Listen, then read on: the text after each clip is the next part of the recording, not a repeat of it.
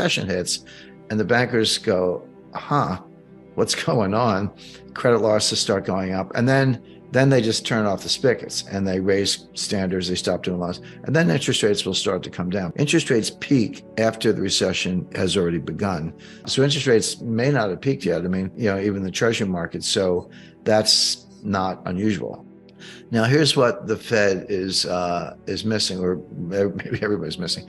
When you hear these layoff announcements, people are like, well, if they're laying off, why isn't the unemployment rate going up? Well, the answer is they have to announce the layoffs. There's all kinds of statute, SEC. So if I'm going to fire 10,000 people, I got to tell the world I'm firing 10,000 people. It doesn't mean I fire them that day. I might fire them on a rolling basis over the next 30 days. And it doesn't mean they walk out the door empty-handed and head for the unemployment office. I might give them 3 months severance, 6 months severance, et cetera. And so when do they actually show up to the unemployment office and say, give me a check? It might not be till this spring. So the layoff announcements are out there, but the unemployment rate hasn't budged because there is a lag, 3 months. But that's why I said interest rates lag the business cycle, and they do. Unemployment lags the business cycle. Unemployment is a lagging indicator. When you're an employer, entrepreneur, and you're in any kind of distress, not as many customers walking in the door, you'll do everything you can to avoid laying people off. You'll, be late on the rent. You'll turn down the lights, find a cheaper laundry, whatever it takes. By the time you get around to firing people, you run out of options. Like, I've done everything I can. Now my business is in jeopardy. I have to fire some people. And then combine that with what I just said about severance and, rolling terminations, et cetera. It's a lagging indicator. But we know enough right now to know that number's going up. But that's not inconsistent with the fact that we're already in a recession. It's exactly what you would expect, that unemployment's a lagging indicator. So when the Fed's on a mission, they actually don't care about the stock market. Here's what they do care about. They care about disorderly markets. And that's the key word. It's not, if stocks are going down, but it's, kind of little, 0.5% a day, 1% a day, trending down, lower highs, lower lows, trending down. The Fed doesn't care about that. They're not going to bail out the stock market. They do care if it's disorderly. When was it disorderly? Well, March 2020, at the worst part of the pandemic, it dropped like 30% in like 2 or 3 weeks. The fall of 2008, it was like somebody opened a trap door. The Fed does care about that because that kind of disorderly behavior can feed on itself and end up in a 1929 type scenario. So the Fed will get the memo, as I put it, stop raising rates and begin cuts when the markets are disorderly. That may happen. In fact, I expect it will, but we're not there yet. So there may be a pivot, but not because of Goldilocks, but because it's not a soft landing, it's a crash landing. So the global economy is in bad shape. It's going into a recession. Now, a lot of people have said that, we're going to have a recession as if it's no big deal, but they're expecting a mild recession. I see a much more severe recession. Now, the other half, what does this mean for financial markets? And there, the best way I've been able to explain it, imagine you're in an Irish pub and you got 3 Irish storytellers. And I'm part Irish, so I can talk about the Irish, but they're telling 3 different stories, and you got to listen to each one. So there's the Fed story, the market story, and then there's something called reality, what's actually happening. So stock market's telling us Goldilocks, bond market's telling us, here comes, Hurricane Mitch or whatever. And then there's what I call the reality. And I guess I'm the storyteller here, but what I see is a kind of a hybrid. The Fed's doing what they're doing, right or wrong. Okay, they're doing what they're doing. The market has their own interpretation.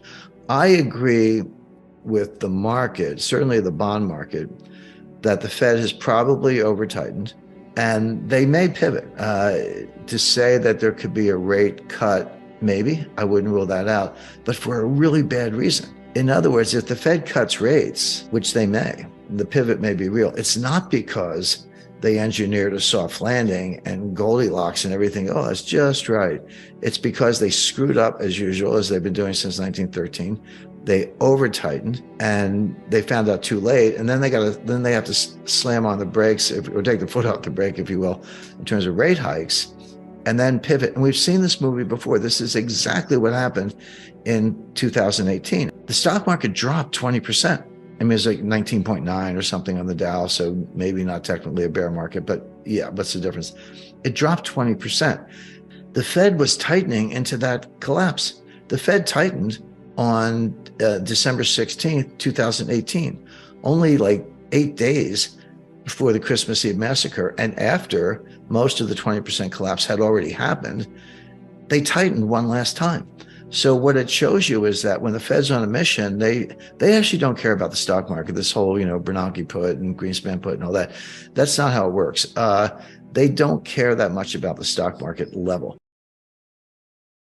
He was on the short list to be nominated to the Board of Governors in Washington to fill the seat that Lael Brainerd left. Lael Brainerd was a member of the Board of Governors. I believe she was vice chairman, but she left to go to the White House in the National Economic Council. She really is smart. She's a big brain. She knows what she's talking about. Very few of them do, but she's one of them. But she goes to the White House, but that's an audition for Secretary of the Treasury because they're going to throw Yellen under the bus. Yellen knows nothing. If Yellen were on this call right now, she wouldn't know anything we're talking about. How is that possible, Jim? Affirmative action. When she was chairman of the Fed, I said she was incompetent, and I was right. And then she became Secretary of the Treasury. She's a statistics geek from Berkeley. She's got a big brain. I'll give her credit on IQ points. So what? That's not the same as common sense or working knowledge or knowing how the street works. She's never worked, outside of government in her entire life. I don't care what your resume is. If you've never run a business, met a payroll, negotiated a purchase sale agreement, kept your morale up with negative cash flow. If you've never done any of those things, you don't know what it's like to be in the real world of the economy. She doesn't, but her specialty as an economist was labor economics. Okay, well, there's a place for that, but not as U.S. Treasury Secretary. You have to know she didn't know monetary policy of the Fed. She doesn't know fiscal policy of the Treasury. There's nothing about international economics, and that gets us into the role of the dollar. She was like her husband won a Nobel Prize. Okay, George Akerlof. I know a lot of her close associates. If you don't want to say affirmative action, you can say the Peter Principle. Which, this goes back to the 60s, but the Peter Principle is you get in a bureaucracy and you do a good job and they give you a promotion. And then you keep doing a good job and they give you another promotion. And you keep doing a good job. And eventually you get promoted to something where you're incompetent. You're in over your head and you fail, but then you stay there because you're not getting another promotion. And so the result is bureaucracies are populated with incompetent people because they've all risen to their level of incompetence and have nowhere else to go. I would say she got there at the Fed, how she got another chance at Treasury, but that's the answer. But Lael Brainerd, I'll say, is more talented, and hopefully she'll be. So they'll throw Yellen under the bus, blame her. By the way, that's the Biden technique: deflection and denial and just blaming other people. So they'll blame her for the whole thing. She probably doesn't see that coming, by the way. Maybe she should tune into London Real. And then they'll put Lael Brainerd over there. But Mary Daly was on the short list to fill Brainerd's seat at the Fed. Well, you can forget that. She can't get the hearing at this point. But she was running around on, climate change, social justice, George Floyd, BLM. And again, free country, you want to express a view, be my guest, but not as chief regulator of Silicon Valley Bank. Yeah. It's so should they have let it fail? And what would have been the carnage, Jim, if they had? Well, again, this is hindsight. You shouldn't have been allowed to get to that place anyway, but there might have been more.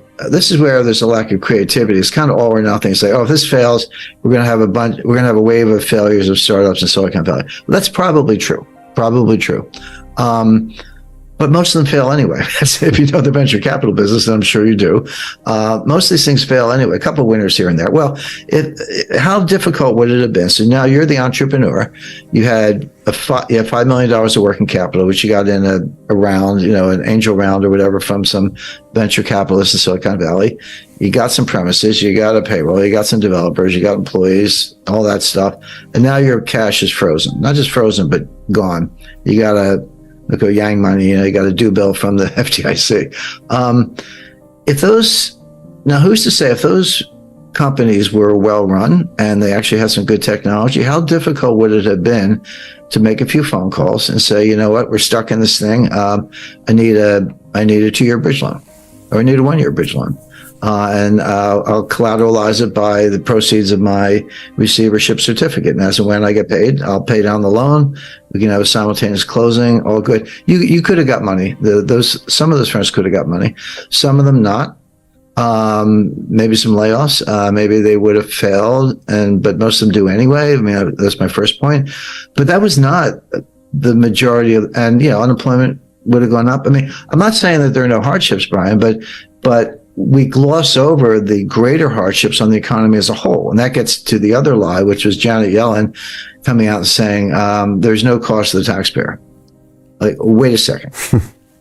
Because you mentioned the bailout of the Fed taking the loans below market value and giving them, at market value and giving them par value, which is more for 1 year, and glossed over that whole thing. But there was a separate bailout, which is the FDIC guaranteed every penny of every deposit in all those banks. Well, when you look at the numbers, you have grossly depleted the insurance fund. The FDIC is an insurance company. That's what the I stands for. And they have reserves, just like every other insurance company. They charge premiums. That's how they go. This would have basically wiped out the reserves. So how are you going to top up the reserves in the FDIC for future bank failures? Well, they said, we're going to raise premiums on the banks. Okay, they are. But what do the banks do? Well, they're going to either pay you less interest or charge you fees. In other words, the bank isn't just going to sit there and write checks to the FDIC and watch their P&L evaporate. They're going to pass the cost on to the customer, which is us, which is the American people. So does your tax bill go up? No, but your interest rate's gone down, or your banking fees are going up. So the cost is shifted to everyday Americans. So don't tell me that we're not paying the bill, because we are. So again, these are in the nature of government lies to kind of, disguise what they're actually doing. I don't have $100 billion, so maybe there's a level where you got enough money and it's not your primary concern. I like making money, but it's not what the first thing I think about when I wake up in the morning. The first thing I think about is how do you solve problems and what's going on. Musk seems to have some of that, maybe more than a little.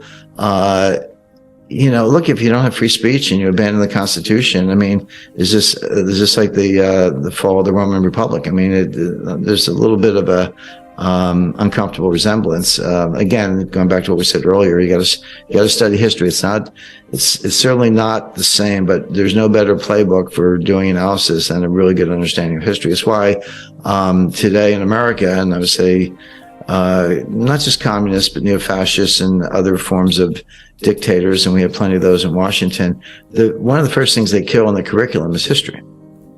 They stop teaching it, because if you knew a lot of history, you'd see these things for what they are. But I have some pretty good history teachers, and I've always been interested in it. So I was shocked by what's revealed, even though I've been around enough to maybe not be shocked, but just the extent of it and the depth of it. And I have a lot of sympathy for the users who were suppressed and squashed and deplatformed, and even more sympathy for the victims of that kind of censorship. So we were on the front lines of that information war in 2020. And so when I see these files, I see it from a slightly different angle. I mean, April 6, 2020, we had the second largest YouTube live stream in the world that day, Jim. 65,000 concurrent viewers watch me in this studio have a 2.5 hour conversation where things were questioned as far as efficacy of a PCR test, masks, future vaccination policies, which were really early. Even origination of the virus might have come out of Wuhan, something they'd literally almost lock you up if you had mentioned that in April of 2020. 30 minutes after that, Jim, for the first time in my 9-year history of London Real, a video of mine on YouTube was deleted and banned.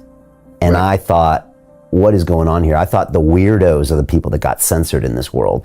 And then after that, I was subsequently shadow banned from the following platforms: LinkedIn, Facebook, Instagram, Dropbox, PayPal, right? With 6 figures of balances on PayPal. Dropbox, where I didn't think they were watching my videos. I mean, that's technically my information. And again, I'm not a conspiracy theorist. I leave that to the guests on my show that come on, because I think they have the right for free speech and we should all listen to what they have to say.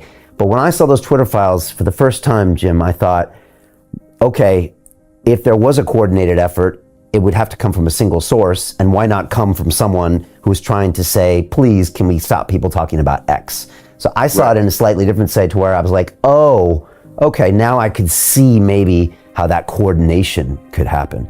Yeah, and I like the way you put it, Brian. You said with this guest, this particular show, you were questioning things. You weren't being categorical about this. You say, well, maybe it did come from Wuhan. And that's what you're supposed to do. My book, the New Great Depression, came out in January 2021. Interestingly, the publication day was delayed because of the supply chain, which was my next book. But I had it pretty much done by the summer 2020. And what strikes me was the evidence was there then. Now, 2 years later, you're watching whatever, Tucker Carlson or, Alex Berenson or others. I'm sure there are many in the UK. And they're saying, do you know that the masks don't work and the lockdowns don't work? And this thing looks like it came from Wuhan. I was like, yeah, I do. And I said that in 2020, but the point is the evidence was there. It wasn't guesswork. I'll give you a real quick example. The leading epidemiologist for virologists of the 20th century, maybe all time, is Dr. D.A. Henderson. Now, D.A. Henderson's not a household name, but if there's a single individual most responsible for eradicating smallpox on the planet Earth, it was D.A. Henderson. He won the Presidential Medal of Freedom, which is our highest civilian honor, equivalent to the Congressional Medal of Honor in the military, dean of the Bloomberg Johns Hopkins School of Public Health. I mean, you can't go any higher in the profession, have more respect than D.A. Henderson. He wrote a paper in 2005 that said lockdowns don't work. And he had the research to back it up. This was at the time, I believe it was the swine flu was going. There was an avian flu and a swine flu during the Bush administration. Bush was actually very concerned about it. And Henderson wrote this paper, said they don't work. And I cited that in my book. But the point is, we didn't have to wait until 2021 or 2022, in China's case, today, to find out that lockdowns don't work. In 2020, we had a paper from 2005 that said the same thing. He said, if you have an island and there's no airstrip and only one way in or out, and you got 100 people, maybe, but that's not North America, that's not Europe, that's not the world. They just don't work. Well, if we knew that from the leading epidemiologist, maybe of all time, why didn't we follow that advice? Well, the answer was it was a hidden agenda. They wanted to shut people down. They wanted to basically we empowered the inner fascists in all these government bureaucrats. It was Black Scholes, it was Fisher Black, Myron Scholes, but there was a third contributor, and he won the Nobel Prize, which was Robert C. Merton. Merton, yeah. Merton was at Harvard, and Fisher and Myron had worked on this for a long time and had come close, but weren't all the way there. They went to Merton to help with the math, actually. And Merton solved the math problem for them, but to his credit, and very generous, and another really nice guy, he said, look, you guys go ahead and publish this, and then I'll tag along a few months later with my contribution. And the Nobel Prize is not awarded posthumously. So Fisher Black sadly died before they got the prize. So Merton and Scholes won the prize. And again, to their credit, they pooled the award, divided by 3, and gave 1/3 to Fisher's widow, which I thought was very, appropriate and very generous of them. But it was a math problem. You write about what they call Brownian motion, which is random, and so it was sort of, you had a fan, if you will, of probabilities, and then different degree distributions, some more likely than others, et cetera. Having said that, and the success of Myron used to say, Jim, if only I had patented the idea and had like a fraction of a penny on all the notional value, I'd be the richest man in the world, which is probably true. Yeah. But they didn't. They put it in an academic journal. But there are assumptions in Black Scholes which you can question. I'm not dinging the model. Science is always, hey, let's make it better. It doesn't mean you don't use what you have. But they assume a risk-free rate. Well, is there really anything, is there a risk-free rate? Is the United States risk-free? I don't think so, actually, and it's getting riskier by the day. So you can kind of question that assumption. Does the future resemble the past? with some probability, some degree of distribution probability. Not always. I mean, and maybe less frequently now than ever. And they also assume that prices move continuously. Prices go up and down, of course, but that you could get, if it were going up, you could get out of certain levels. If it were going down, you could put stop losses on your position and get out of certain levels. You could manage it. And of course, that was a big contributor to the 1987, October 19th, 1987 flash crash, when the market fell 22% in one day. I mean, today we get worked up if it's down 22% in a year, which it was last year, approximately. But this is 22% in one day. But it turns out none of that's true. Markets don't move continuously, or if they do, it's when you don't care. When you do care, they just gap. They gap down or they gap up. You miss it, you blink, and it's at a completely different level. It's been repriced. Now you can still get in and out, but you've either made a lot of money or lost a lot of money, in the blink of an eye. So when you take those characteristics, and this is how I started kind of, deconstructing it, if you will, and say, well, look, markets are not efficient. That's nonsense. They don't move continuously and slowly. They gap up and they gap down. And if you're not ready for that, you've missed the boat. Nothing's risk-free. So why don't we start there?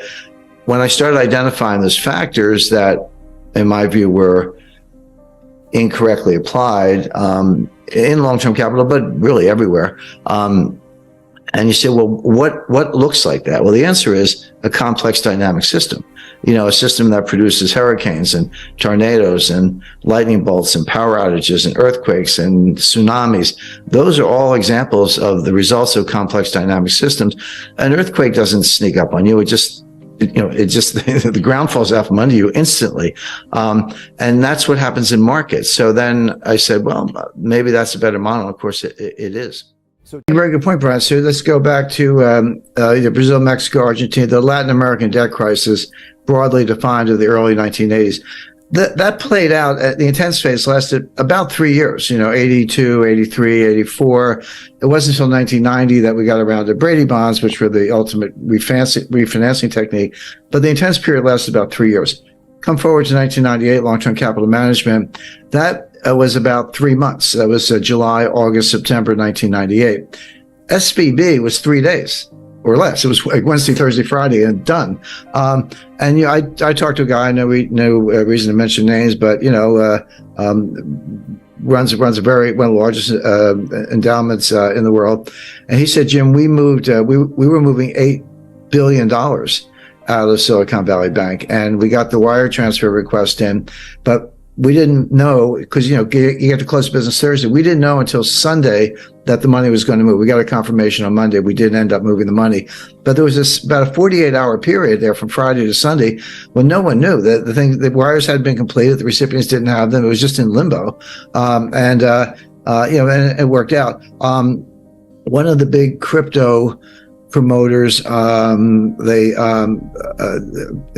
forget the name. Well, the particular name of the bank, but they back one of the stable coins. Actually, it's USDC. Yeah. Had $3 billion in Silicon Valley Bank, and they talked about all these small entrepreneurs and startups. They got 100 employees and $5 million in working capital, and that money's gone, and they're all going to fail. There was something to that, but the fact is, you had Roku, Cisco, eBay. I mean, there were huge companies with multi-billion-dollar deposits in that bank. It wasn't all a bunch of little guys. So, but yeah, you can. In the old days, you had to line up around the block, and maybe it was raining. You're standing there in the rain, waiting for your turn to get up to the tower. Now you can be in line at McDonald's, with your cell phone, and just a couple hits, QR code, and boom, $10 million is gone. And what Peter Thiel did, and he was right. I mean, I'm not criticizing him. He got his own money out, but he sent out like an SOS to Silicon Valley. He said, all of you, whoever you are, get your money out now. And a lot of people did, and that was that $40 billion. So the time frame is becoming more compressed because of technology. You're exactly right about that, which means that the response function has to be equally compressed, or else you are going to have all the consequences of an honest to goodness global financial crisis. So, and I'm not sure if everyone knows the sequence, but on Friday night, March 10th, the FDIC took over Silicon Valley Bank. And they issued a press release, and they said, here's what we're doing. We're taking over. We're putting it into what's called a receivership. Anyone with $250,000 or less, your deposits are fully insured. No worries. You'll have your money Monday morning. And over $250,000, your deposits are gone. They didn't say frozen. They didn't say suspended. They said gone. And they gave you a receivership certificate, basically an unsecured printed up IOU from the FDIC, but not money.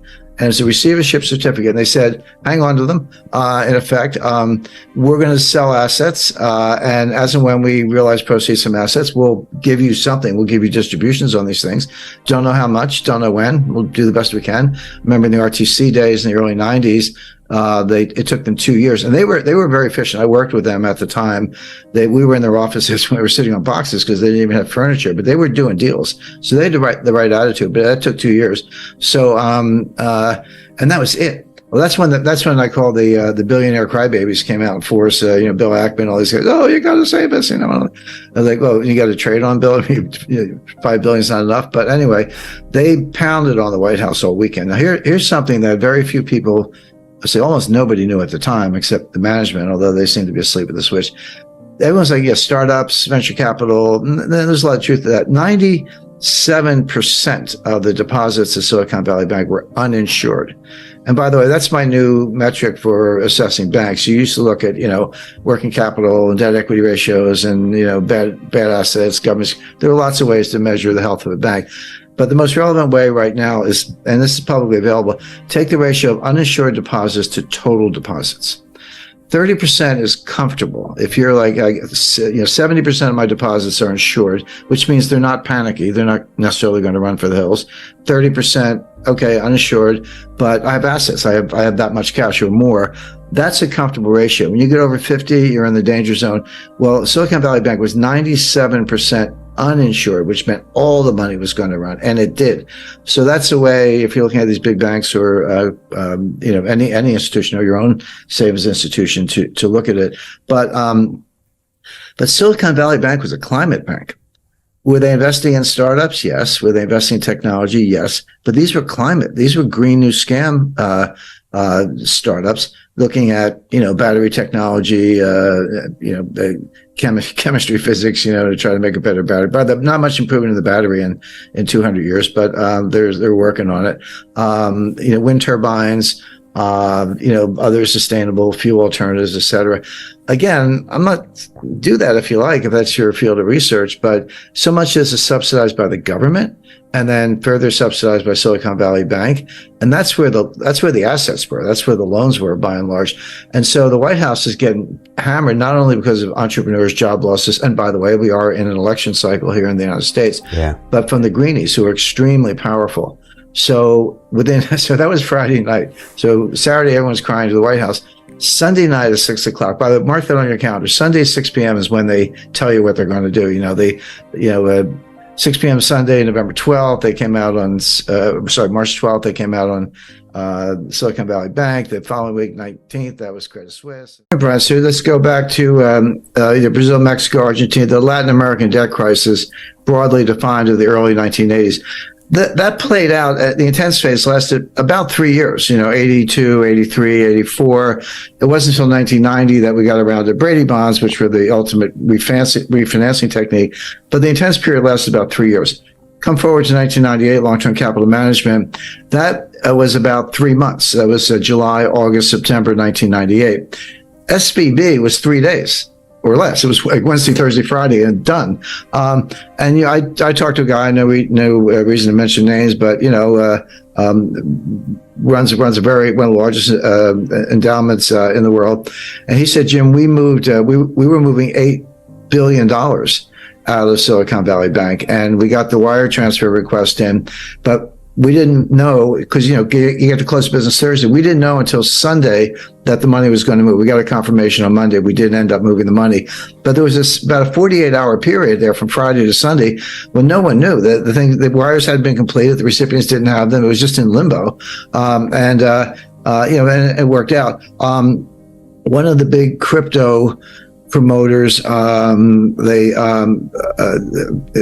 forget the name. Well, the particular name of the bank, but they backed one of the one of the stable coins, actually it's USDC, had $3 billion in Silicon Valley Bank. And they talked about, all these small entrepreneurs and startups, they got 100 employees and 5 million in working capital, and that money's gone and they're all going to fail. There was something to that, but the fact is you had Roku, Cisco, eBay. I mean, there were huge companies with multi-billion-dollar deposits in that bank. It wasn't all a bunch of little guys. So, but yeah, you can. In the old days, you had to line up around the block, and maybe it was raining. You're standing there in the rain, waiting for your turn to get up to the tower. Now you can be in line at McDonald's, with your cell phone, and just a couple hits, QR code, and boom, $10 million is gone. And what Peter Thiel did, and he was right. I mean, I'm not criticizing him. He got his own money up, but he sent out like an SOS to Silicon Valley. He said, all of you, whoever you are, get your money out now. And a lot of people did, and that was that $40 billion. So the time frame is becoming more compressed because of technology. You're exactly right about that, which means that the response function has to be equally compressed, or else you are going to have all the consequences of an honest to goodness global financial crisis. So, and I'm not sure if everyone knows the sequence, but on Friday night, March 10th, the FDIC took over Silicon Valley Bank, and they issued a press release, and they said, here's what we're doing. We're taking over. We're putting it into what's called a receivership. Anyone with $250,000 or less, your deposits are fully insured. No worries. You'll have your money Monday morning. And over $250,000, your deposits are gone. They didn't say frozen. They didn't say suspended. They said gone. And they gave you a receivership certificate, basically an unsecured printed up IOU from the FDIC, but not money.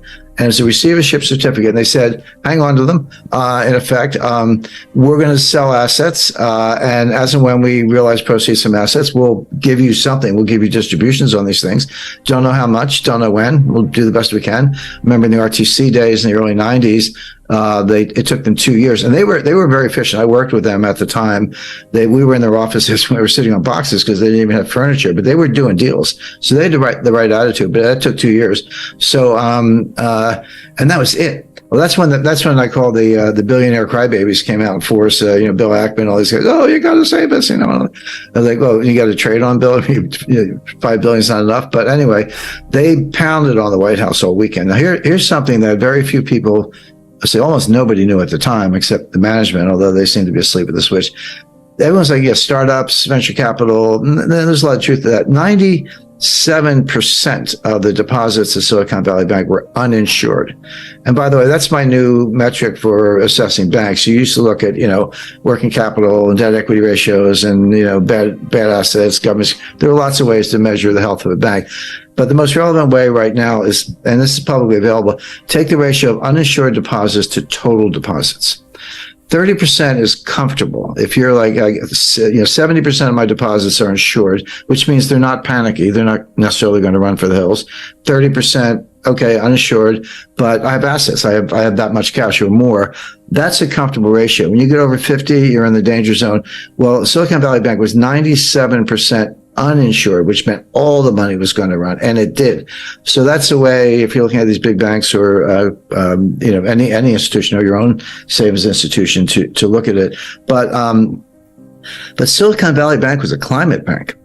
Were they investing in startups? Yes. Were they investing in technology? Yes. But these were climate. These were green new scam startups looking at battery technology, chemistry, physics, to try to make a better battery. But not much improvement in the battery in 200 years. But they're working on it. Wind turbines. Other sustainable fuel alternatives, et cetera. Again, I'm not do that if you like, if that's your field of research, but so much is subsidized by the government and then further subsidized by Silicon Valley Bank. And that's where the assets were. That's where the loans were by and large. And so the White House is getting hammered, not only because of entrepreneurs, job losses. And by the way, we are in an election cycle here in the United States, but from the greenies who are extremely powerful. So that was Friday night. So Saturday, everyone's crying to the White House. Sunday night at 6 o'clock. By the way, mark that on your calendar. Sunday, 6 p.m. is when they tell you what they're going to do. 6 p.m. Sunday, November 12th, they came out on, March 12th, they came out on Silicon Valley Bank. The following week, 19th, that was Credit Suisse. The math and the science behind diversification and why it's a good strategy is very clear. That's not much debate about that. The problem is people don't understand what diversification means. They think if they have 50 stocks in 10 sectors, semiconductors, consumer non-durables, or whatever, they're diversified. And what I say to them is, you may have 50 stocks, but that's one asset class. You're in stocks. And in stressful situations, they become highly correlated. So you're not getting the benefit of diversification. You think you are, but you're not. So what does a diversified portfolio look like? Well, I have a slice of stocks. I'm not anti-stock market, but you got to pick the sectors and the stocks that will perform well, even in the kind of conditions we're talking about. And I would go back to energy, natural resources, agriculture. So, a Marathon, ExxonMobil, Chevron, ADM, Cargill, mining companies, and not just gold, yeah, but I recently invested in a lithium mine. The Green New Deal, I call it the Green New Scam. It's a scam, but it doesn't mean it doesn't have legs, whether you like it or not. The fact is, it's going to go on. So the lithium's in short supply, graphite, et cetera.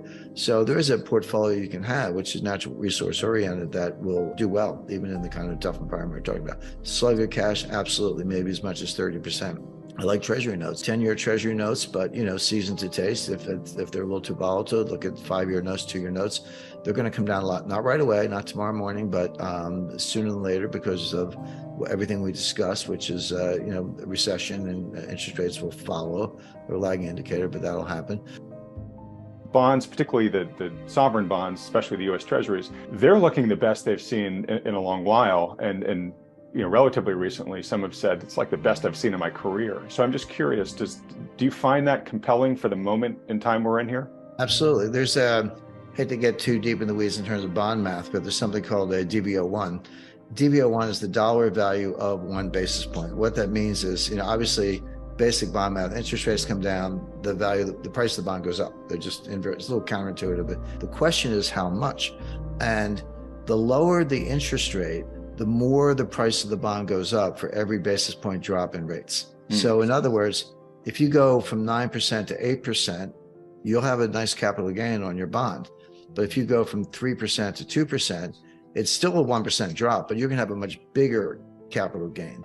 In each instance, it's a 1% drop in rates, but the amount of capital gain on the bond is much higher. In other words, the DV01 is higher when the rates are lower. And again, it's all counterintuitive. The lower the rate, the greater the capital gain on each basis point drop in yields. That's the basically. So yeah, when you go from 3% to 2%, that's a home run in terms of capital gains. So you get the yield, you get the safety, you get the liquidity, and if you feel like selling it, you got a nice fat capital gain. Gold, I always recommend 10% slice. But based on what we were talking about, I would get silver dollars, American Silver Eagles. The Monster Box, that's a bit of jargon.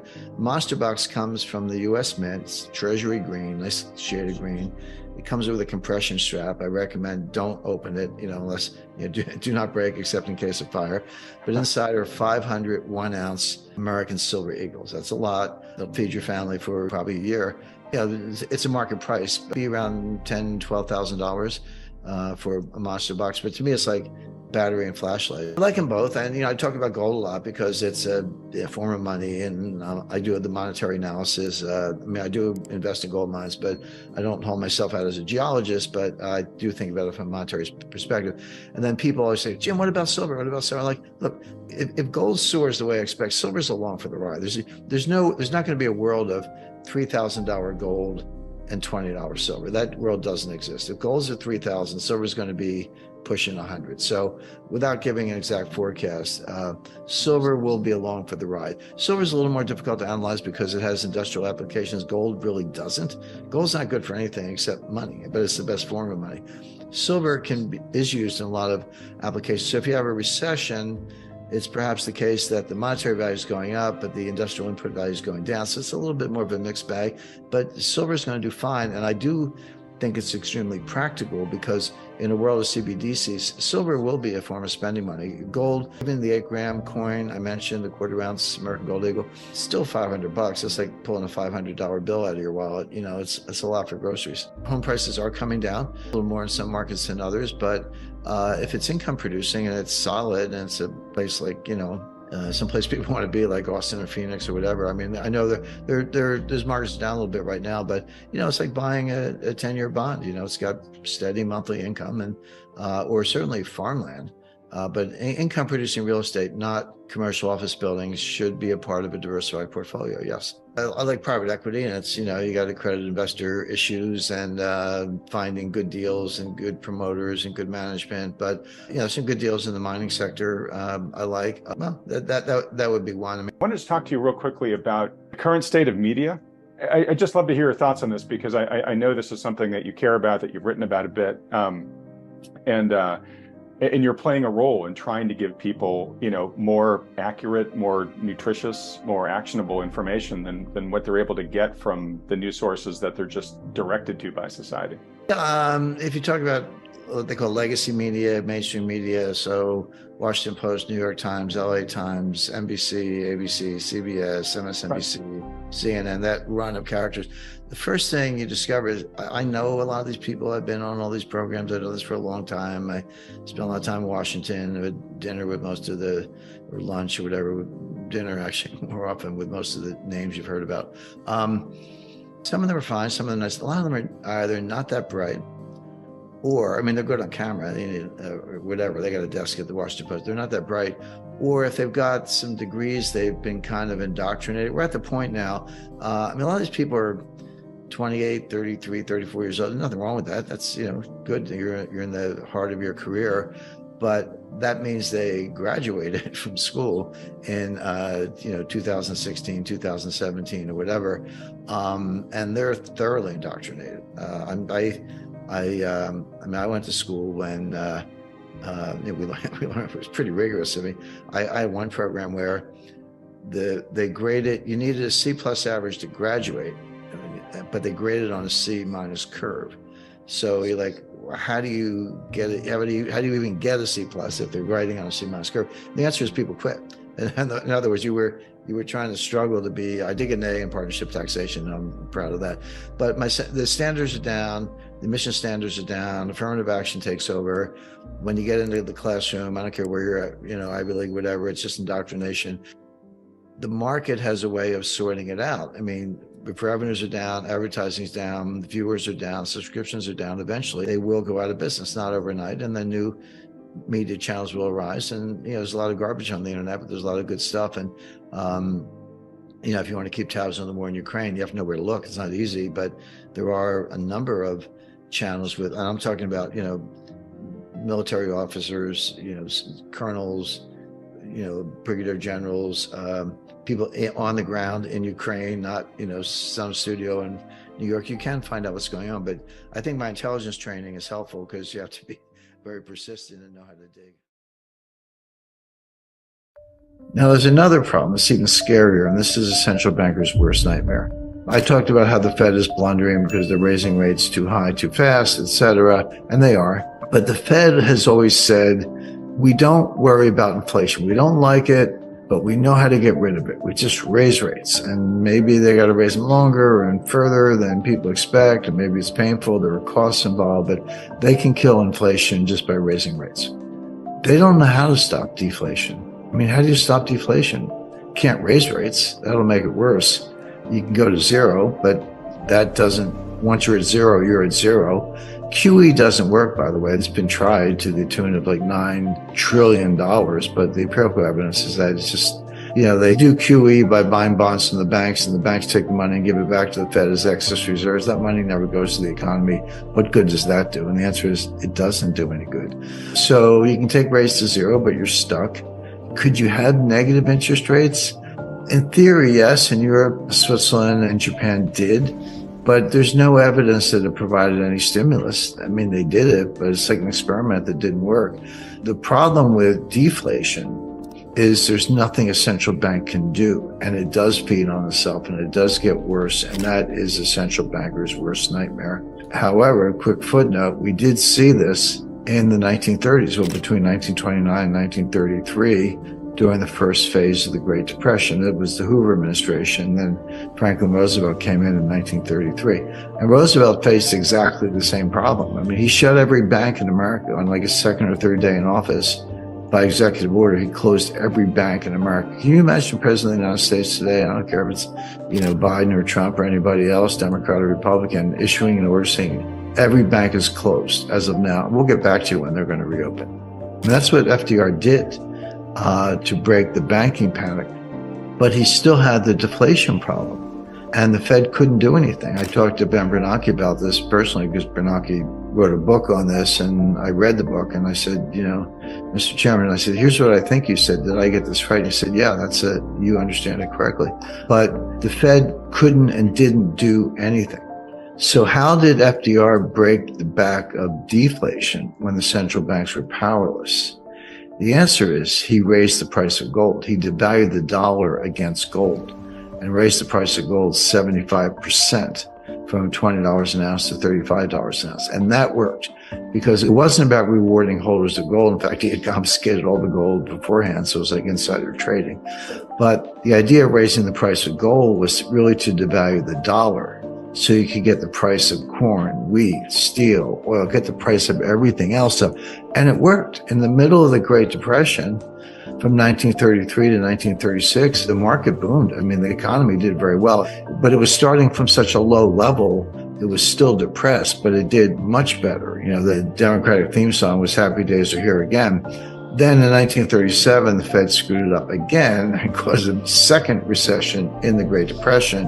And that's why they call it the Great Depression. But the devaluation of the dollar against gold worked. Nothing the central bank could do would work. Deflation is very troubling and should be to central bankers, economists, and everyday citizens, everyday Americans, because it raises real interest rates really steeply. It feeds on itself, and there's nothing central banks can do about it. And the only thing that has ever worked is devaluing the dollar against gold. So that's one reason to have gold. But we're looking at a global recession. And those are rare. As I said before, it's one thing if Germany has a recession or Japan or the US, but usually there's another economy or economic group that's doing okay or at least better and can kind of pull everybody out of the rut. But global recessions where everybody is declining are rare. And that's what's happening. And that's what we had in 2008.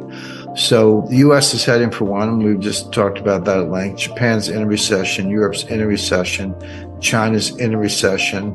India's, having some tough times. And a lot of this is dollar related. All the other countries I mentioned, Switzerland, India, China, Japan, have all seen their US dollar reserves go down. And everyone's like, oh, they hate the dollar. They're dumping the dollar. No, it's the opposite. They don't have enough dollars. So they're selling treasuries to get dollars to bail out their own banks because there's a dollar shortage. So the fact that you see those dollar reserves coming down does not mean that they hate the dollar. It means that they need dollars, that they're short of dollars, and they're so desperate that they are selling treasury securities to get dollars to bail out their own banking systems.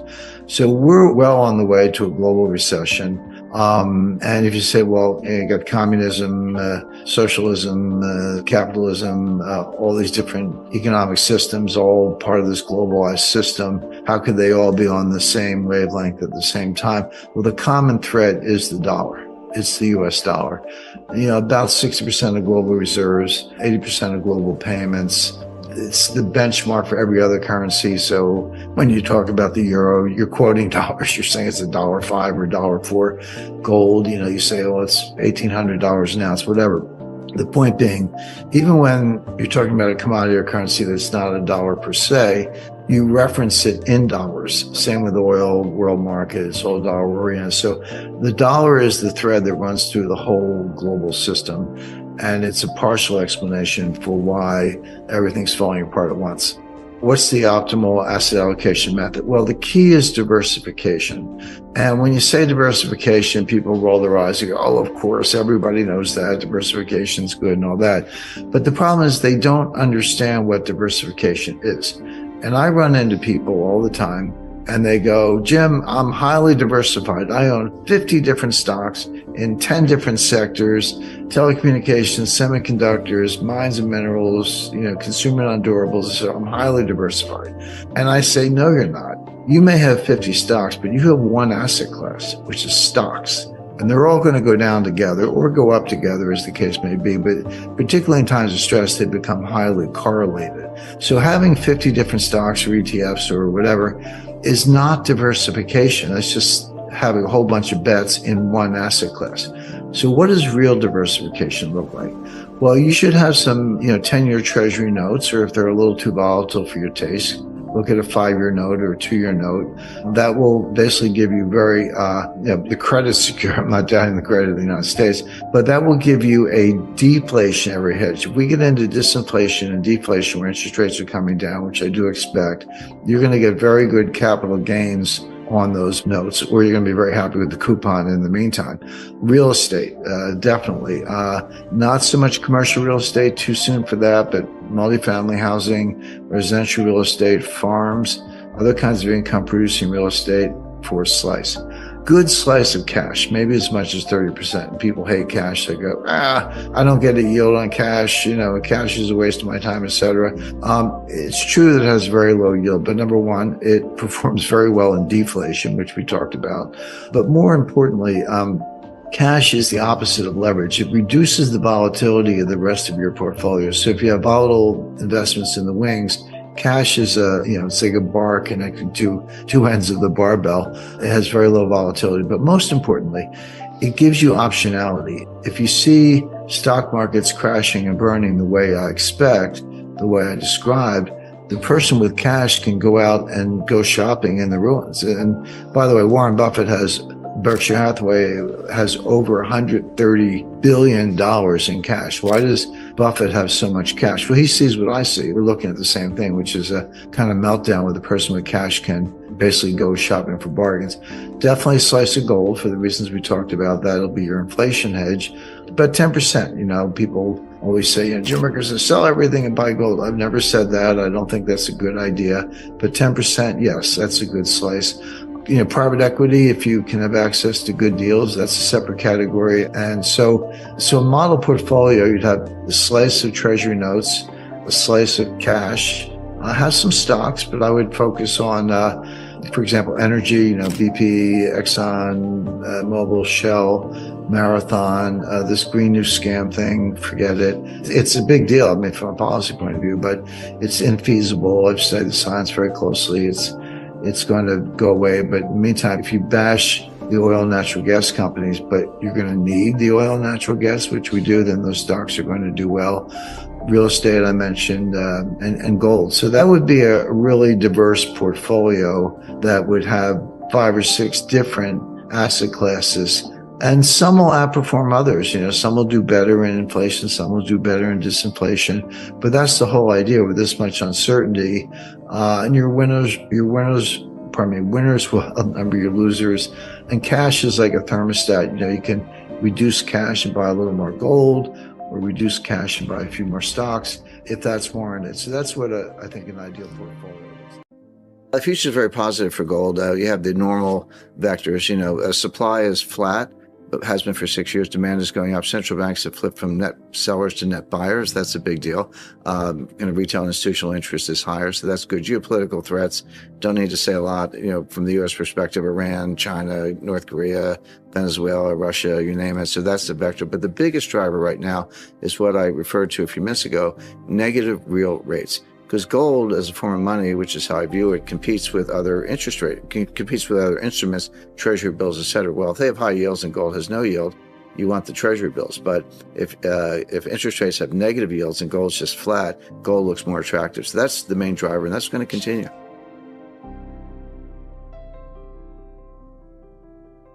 Everyone's like, well, the gold is up, gold is down. So what do you mean when you say that? And they're talking about the dollar price of gold. And it's like, okay, so the dollar price of gold is up or down. That's really a cross rate. That's no different than talking about the euro-US dollar exchange rate or Australian dollar-US dollar exchange rate. If you think of gold as money, and I do, then the dollar price of gold, with gold measured by weight, not as another currency, it is another form of money, but with gold measured by weight, it's a cross exchange rate.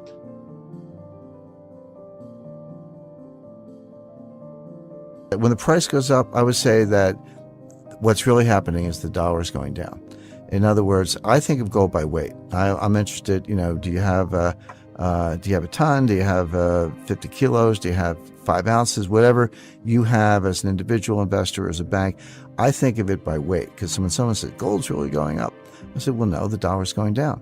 You need more dollars to purchase a fixed quantity of gold, which means the dollar's worth less. And when people say gold's really going down, I say, no, the dollar's worth more, and you need fewer dollars to purchase a quantity of gold. When people talk about price, the first thing they do is they're really talking about dollars. There's a euro price for gold, but the world market is based on dollars. You're privileging the dollar as the numeraire. The numeraire is your counting system. Is it yards, inches, feet, whatever? And if you put the dollar first and say gold is in dollars and it's going up or down, I think you have it backwards. I think you need to put gold first by weight. And then if it's worth more, the dollar's going down. If it's worth less, the dollar's going up.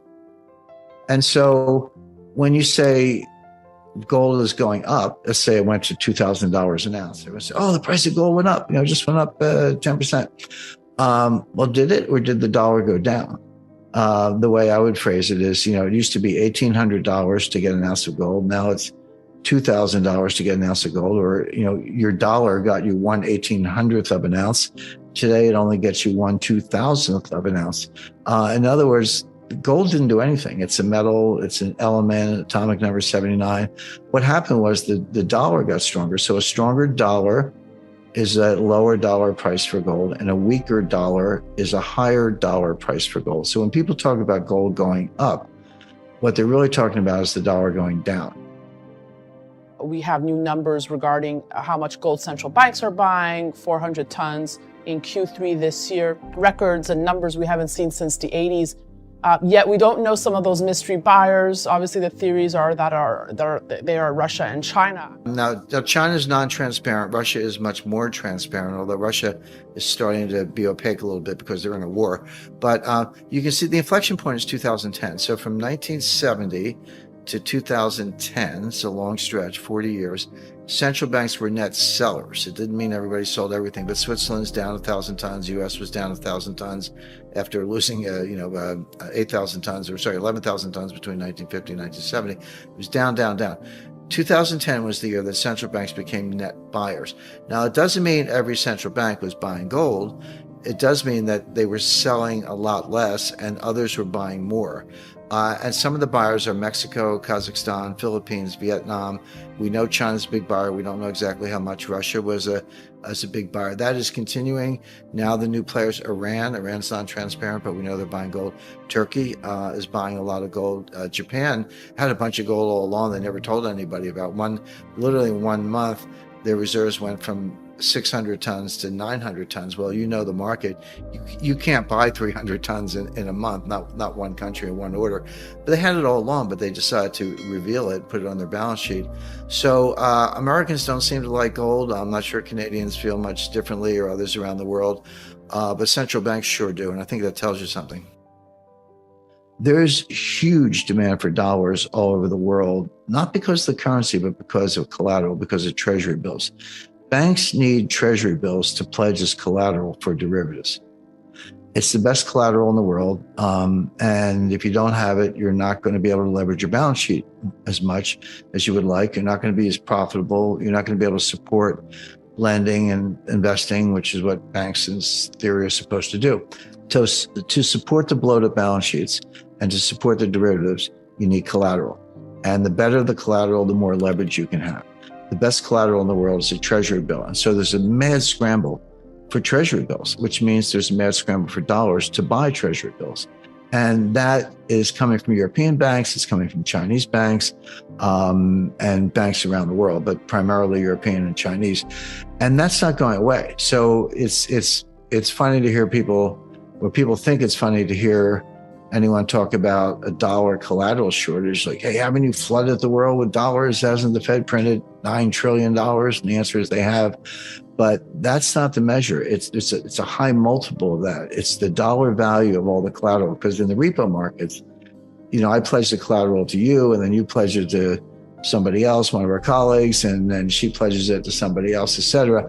That collateral gets pledged 50 times and supports not $1 a balance sheet, but $50 a balance sheet for $1 of collateral. And so you restrict the collateral, you're restricting the balance sheet. The dollar as a reserve currency will not be deposed overnight, but as a payment currency, there's a difference between a reserve currency and a payment currency. Anything can be a payment currency. If I want to pay you with baseball cards and bottle caps and you're okay with that, then it's a currency. So all of these organizations are working on new payment systems right now, and they're going to start to roll them out this year and later. So that's going to be a radical change in how we pay for things. I can give you 20 reasons why the dollar should go down, but I'll give you one big reason why it won't, which is the demand for collateral. And so that's keeping the dollar constant, which is keeping the dollar price of gold constant, because gold doesn't change and the dollar's not changing. Now that'll break, and that'll break in favor of gold, meaning the dollar will get a lot weaker. It'll have to, but it's going to take a few months at least, because the U.S. economy has to get weaker, which it is. The Fed will figure this out maybe by September, next September.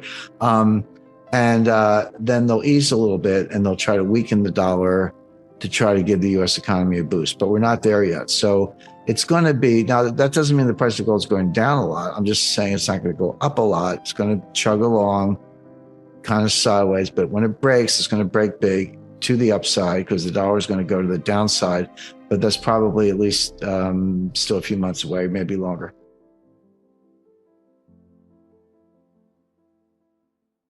Just at a very high level, I would say that there are a lot of difficulties, a lot of challenges. We'll talk about all of them in detail. You know, people put words in your mouth and kind of get the reputation as this doom and gloom guy. You know, Jim Rickards is always talking about the end of the world, which I don't. I never use that expression.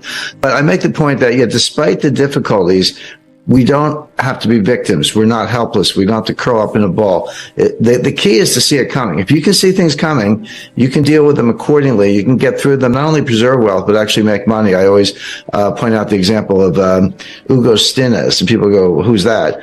He was an industrialist in Weimar, Germany in the early 1920s, and he could see the hyperinflation coming long before the middle class, long before anybody else. He went out and borrowed an enormous amount of Reichsmarks, that was the currency at the time, and just bought industrial assets, coal mines, vessels, natural resources, etc. So here comes the hyperinflation. He gives it a little time. He pays back his debts. I would say pennies on the dollar, like a millionth of a penny on the dollar, in other words. But he paid it back. They were sweeping the money down the sewers, but he paid back his debts and kept all the assets. And he became the richest man in Germany. And my German's not very good, but his nickname was Inflationskönig, which means the inflation king. So there are other stories like it, Joseph Kennedy in the 1929 crash. But here's a guy who lived through the greatest hyperinflation of any modern industrial economy and ended up as the richest man in Germany because he saw it coming and made the right move. So again, we're not helpless. We can do things about it. But the key to empowerment, as I say, is to see it coming. That's where the analysis comes in. And you're like, Jim, are you smarter than everybody else? Of course not. There are a lot of big brains around, but people have flawed models. There's a lot of behavioral psychology behind it, the confirmation bias or believing the future will resemble the past, which it usually does not. And so if you're going to stick to those models, you're going to get really bad results. It's hard to think of an institution that has a worse forecasting record than the Federal Reserve, the U.S. Federal Reserve, with the possible exception of the IMF. They're both pretty bad.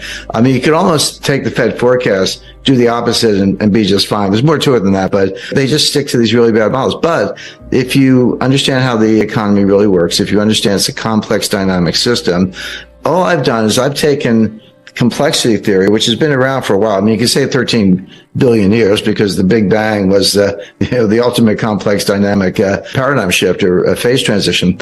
But the science of complexity, understood in mathematical terms, really dates to the kind of the early 60s. But it's been used very successfully in physics. It has a lot of applications.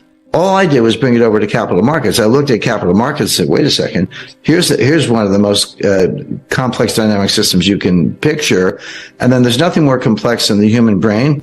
So you're putting humans on top of capital markets. You've got complexity squared or some exponent. And those models work brilliantly. But try getting anyone to understand it or do that work is difficult. But again, the point is, if you have the right models, and I would include behavioral psychology, a good dose of history, complexity theory, and a few other branches of applied mathematics, you can get very good results. But if you stick to, the Phillips curve and non-accelerating inflation, unemployment rate, and a lot of other nonsense the Fed uses, you're gonna get it wrong. Does the future resemble the past? With some probability, some degree of distribution probability?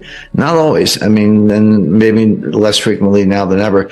And they also assume that prices move continuously. Prices go up and down, of course, but markets don't move continuously. Or if they do, it's when you don't care. When you do care, they just gap. They gap down or they gap up. You miss it, you blink, and it's at a completely different level. It's been repriced. Now, you can still get in and out, but you've either made a lot of money or lost a lot of money, in the blink of an eye. So when you take those characteristics, and this is how I started kind of, deconstructing it, if you will, and said, well, look, markets are not efficient. That's nonsense. They don't move continuously and slowly. They gap up and they gap down. And if you're not ready for that, you've missed the boat. Nothing's risk-free. So why don't we start there? When I started identifying those factors that, in my view, were incorrectly applied, and you say, well, what looks like that? Well, the answer is a complex dynamic system.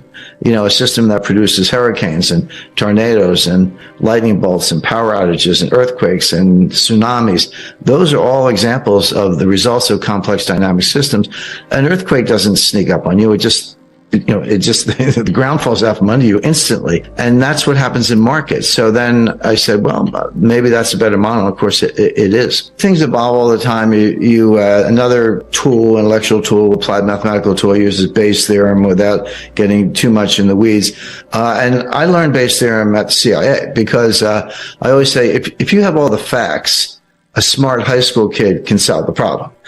The intelligence agencies and others, and people in capital markets, have to solve problems when you don't have all the facts. But you have no choice. In national security or defense, it's literally life or death. On Wall Street, it could be your fortune or your client's fortune. So you don't have the luxury of just throwing up your hands and say, "Well, I'm going to wait till I get more facts." That's what Janet Yellen did, but that doesn't work in the real world. She's kind of detached from that. So how do you solve problems when you don't have all the facts you need to really solve the problem, and you know it, but you have to deal with it anyway because it's coming at you? Well, Bayes' theorem says assign an initial probability, a priori assumption. Just not make it up, but do the best you can, recognizing that you're going to fall short, that you've got missing pieces in the puzzle, if you want to put it that way. And if you have no facts at all, and it's a binary outcome, give it 50-50. It's like, it's not quite 50-50, but red or black on a roulette table, it's a little less than 50-50. It was close enough. You say, it's either going to be red or black, don't know which, I'm going to give it a 50-50. And then what you do, this is what statisticians hate, you update it based on subsequent facts. As new facts come in, you put them back in the model, you update it, and what you'll discover is that your probability either goes up or down. Well, if it goes down more than a certain amount, you discard it. You say, well, that's wrong. I just do it again. But if it goes up, what you're doing is making it more and more likely that your assumption was true. And so eventually you can get up to the 80-90% level. And that's not 100%, but it's pretty darn good. But there's a tension, which is, okay, as you're updating, and this is something that was explained to me by Henry Kissinger. So imagine a simple graph, and the vertical axis, the y-axis, is the probability of a certain outcome, and the x-axis is a timeline. Basically, you convert that into the amount of information you have. How much information do I have? How much time do I have to make a decision? Well, at zero, at the outset, you have no information, or very little. But you have a lot of time. You have a lot of degrees of freedom. But as you move across the x-axis, as you move down the timeline, what you discover is you get more and more information, which is a good thing. So that curve is going up. But you have less and less time, fewer degrees of freedom. That curve is going down. So when you get all the way to the other end, it's like, hey, I have perfect information, but it's too late. It's over. I miss either, war started, or I lost all my money, or something bad happened. So what you look for is the sweet spot in the middle, call it the Kissinger cross, where I have enough information to be smart, but enough time to have degrees of freedom and be able to act. You look for that sweet spot in the middle, and that's when you act. And, with a little humility is a very good tool, a good addition to the. They, $9 trillion of QE didn't do any good. I mean, how does the Fed do QE? They buy bonds from banks, give the money to the banks, and the banks give it back to the Fed as excess reserves. What does that do for the economy? Nothing.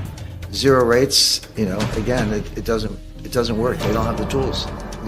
We've been talking about recession, inflation, deflation, but the one thing we haven't spoken about yet, and you kind of just referred to it, is there a global liquidity crisis coming? And a liquidity financial crisis is different from a recession. Sometimes you can have one without the other. In 1990 we had a recession, there was no crisis.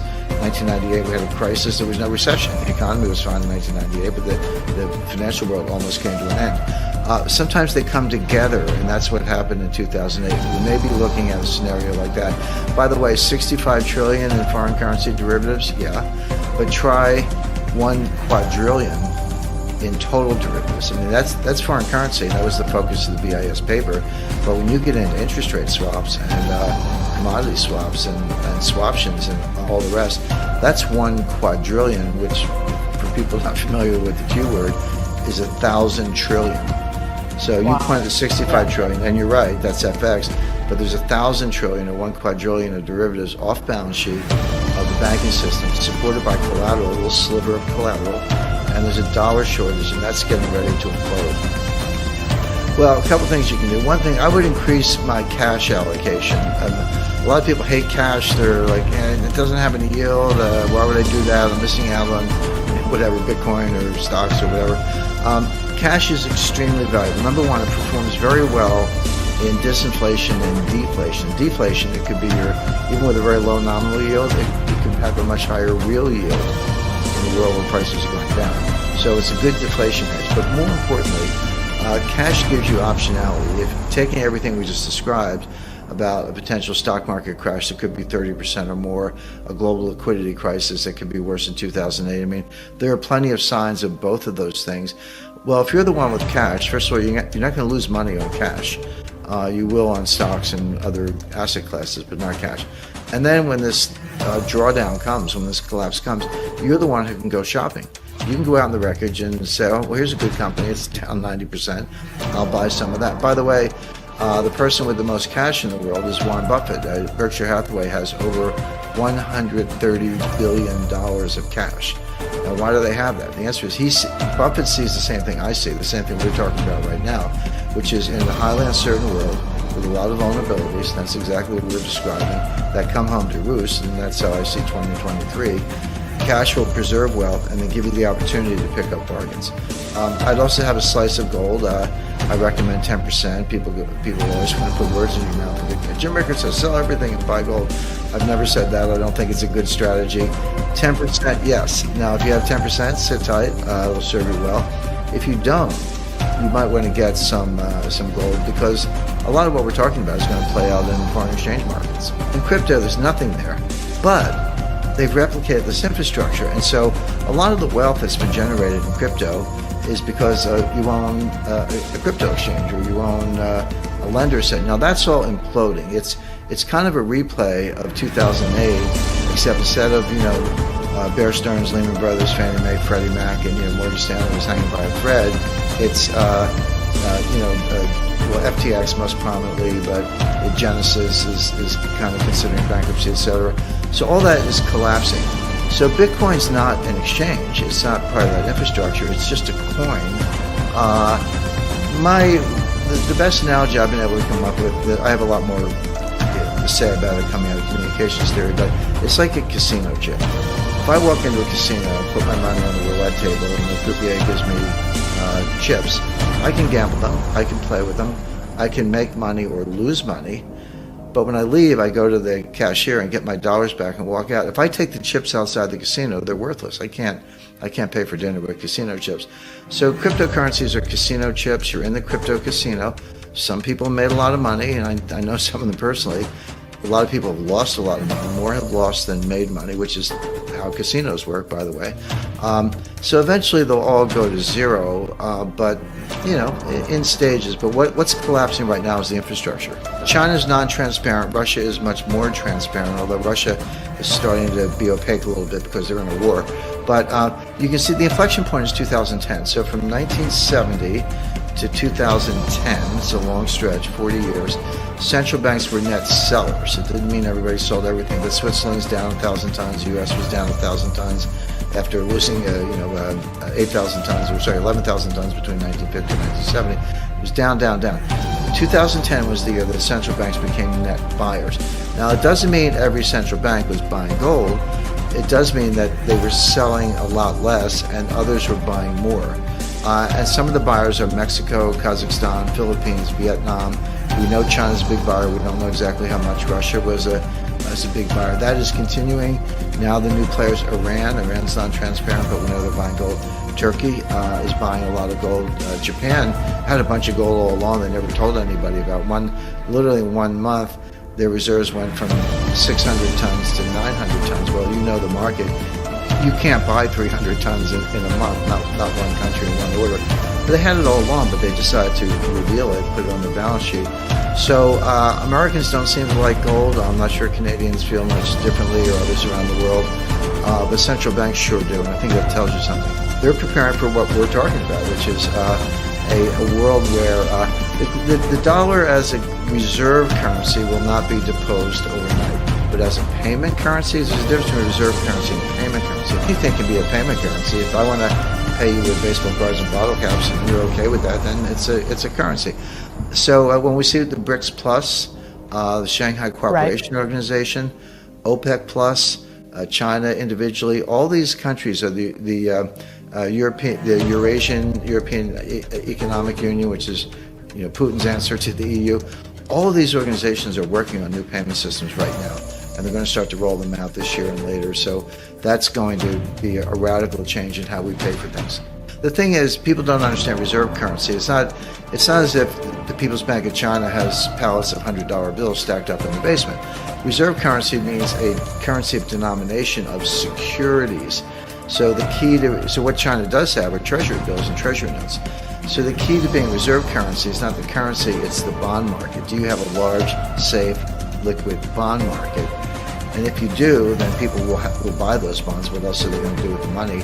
But that's much harder to replicate. Well, they can't have a currency backed by gold, at least not the Chinese yuan, because the problem is there is no Chinese yuan bond market of any size, number one. Number two, they have no rule of law. I mean, no, I wouldn't trust the Chinese or the Russians for that matter. And the U.S., the problem with the U.S. is that we had a good thing going. I've always said the world will not destroy the dollar. The United States will destroy the dollar through our own policy blunders.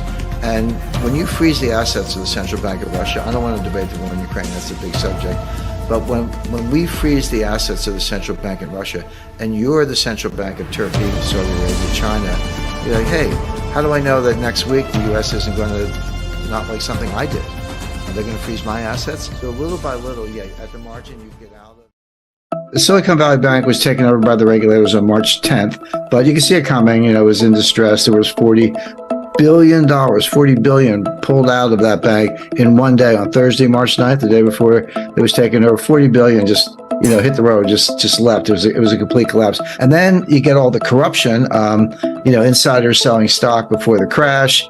Mary Daly, the chief regulator, president of the Federal Reserve Bank in New York, she's running around doing LMNOP plus and pride flag and all this stuff.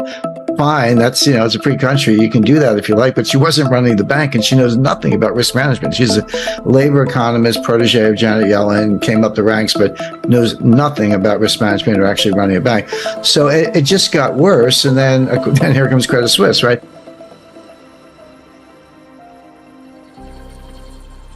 The entities are always different, the currencies are always different, but the dynamics are very much the same. And the one thing I can say to our viewers is that this is not over. There's been a little bit of a sigh of relief. Stock market rallied a little bit toward the end of beginning of April. And okay, that's a normal reaction. But any thought that the problem's been solved, the bailout's complete, you're not going to hear more, is just not true.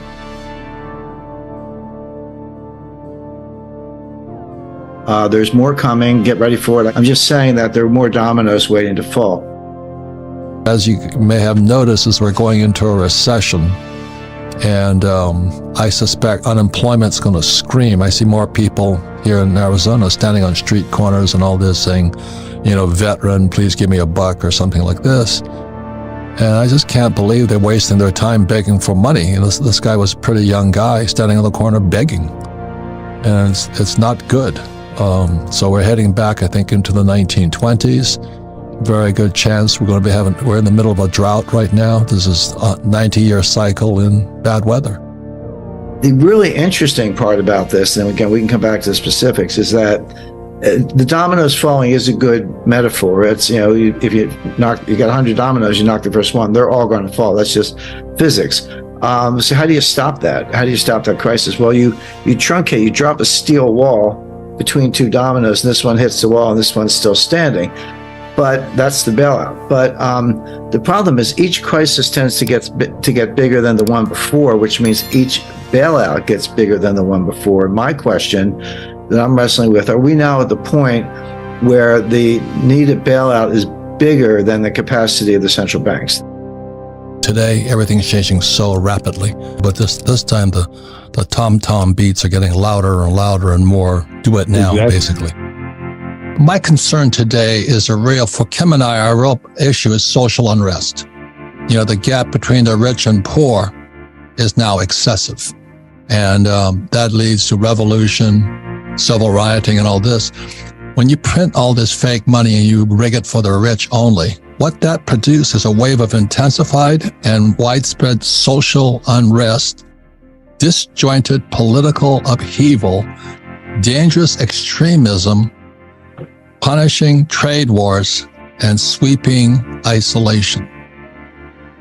The crash we see is in the commercial business sector. Again, the higher interest rates go, the more money people have to pay on their loans, particularly if they're variable, which, by the way, just happened up in Canada. They got a lot of variable interest rates up there, and they just raised the interest rate there 50 basis points.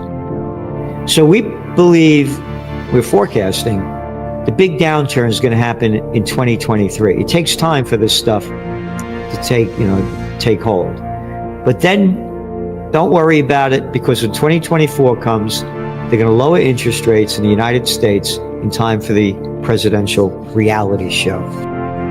The most important thing today are credible sources. And now the alarm is getting louder as technology changes. We have to go to a solution pretty quickly because people are on suicide watch right now. Well, first of all, everybody can do something, but they won't. And that's the problem. The reason, who stole my pension, there was plenty of money in it, but nobody did anything. They just stole it. The people did nothing. It's like I said, when the crash came in 2008, not one of those guys went to jail. They got paid bonuses.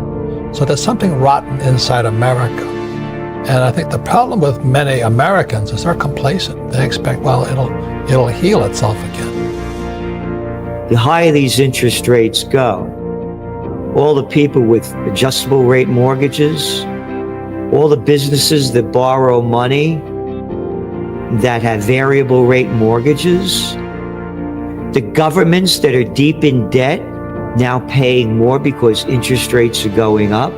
So yeah, the equities are going to go up, but this economy is going to keep going down. And it's going to go down big, and it's going to go down hard. Not right away, but it's going to progressively get worse and worse and worse. UK traders now expect the BOE's next rate rise to be its last in the cycle. And in the Eurozone, markets expect rates to peak at 3.25% in the summer, up from the current level of 2.5%. 2.5% when you're looking at inflation rates in the UK and the EU that are killing the people. These interest rates are nothing compared to inflation. So when you put the inflation numbers compared to the interest rates are still deep in negative territory. It will prop up the equity markets, but the economies are going to go down. The question I ask people is, if we go into a depression, how will it be? That's the question. So I set it up since 1971 when I saw Nixon take the dough off the gold standard, and I started getting smarter. So I'd say, I don't trust my government. Like, don't fight the Fed. And I was like, can the Fed print oil? Can it print gold? Can it print water? Can it print food? No. But people go, don't fight the Fed. So the thing I always say is, in a worst case scenario, how will you do? So that's why I own oil wells, not oil stocks. I own cattle for the food. I own gold mines. I own my own company. My company, Rich Dad, did better in the downturn than ever before. So it's not recession proof, but people wake up more and they say, I better get financially educated. And I never stopped studying. It's the most important thing you can do. Problem with Americans is we're dysfunctionally optimistic. We live in a don't worry, be happy world. And that's not the real world. So now we're dangerously close to the point where as the crisis gets worse, it's no longer, oh, gee, let's wait for the Fed to bail it out, or let's wait for the ECB to bail it out. You get to the point, I think we're there, where you say, no, these guys actually can't stop it. And you lose confidence in the currency itself. The crisis is the dollar itself, and there's no way to bail out a dollar crisis. So you have dominoes falling, boom, boom, boom, boom. You know that the last one's going to fall unless they drop a steel wall between two dominoes. Now the domino hits when the next one doesn't fall. That's what they did in September of 2008.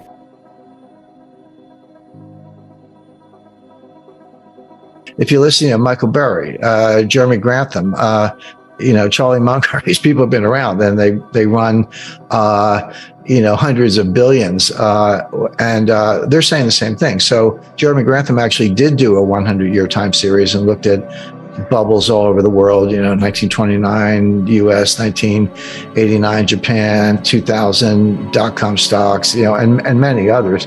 And he said he's never seen anything like it. It's a triple greatest bubble of all time times 3, in the sense that it's real estate, stocks, and other asset classes. So I do. That is my view, but it's shared by a number of other analysts.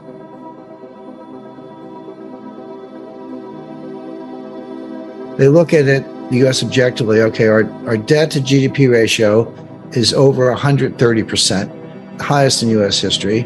At those debt to GDP ratios, you can't grow.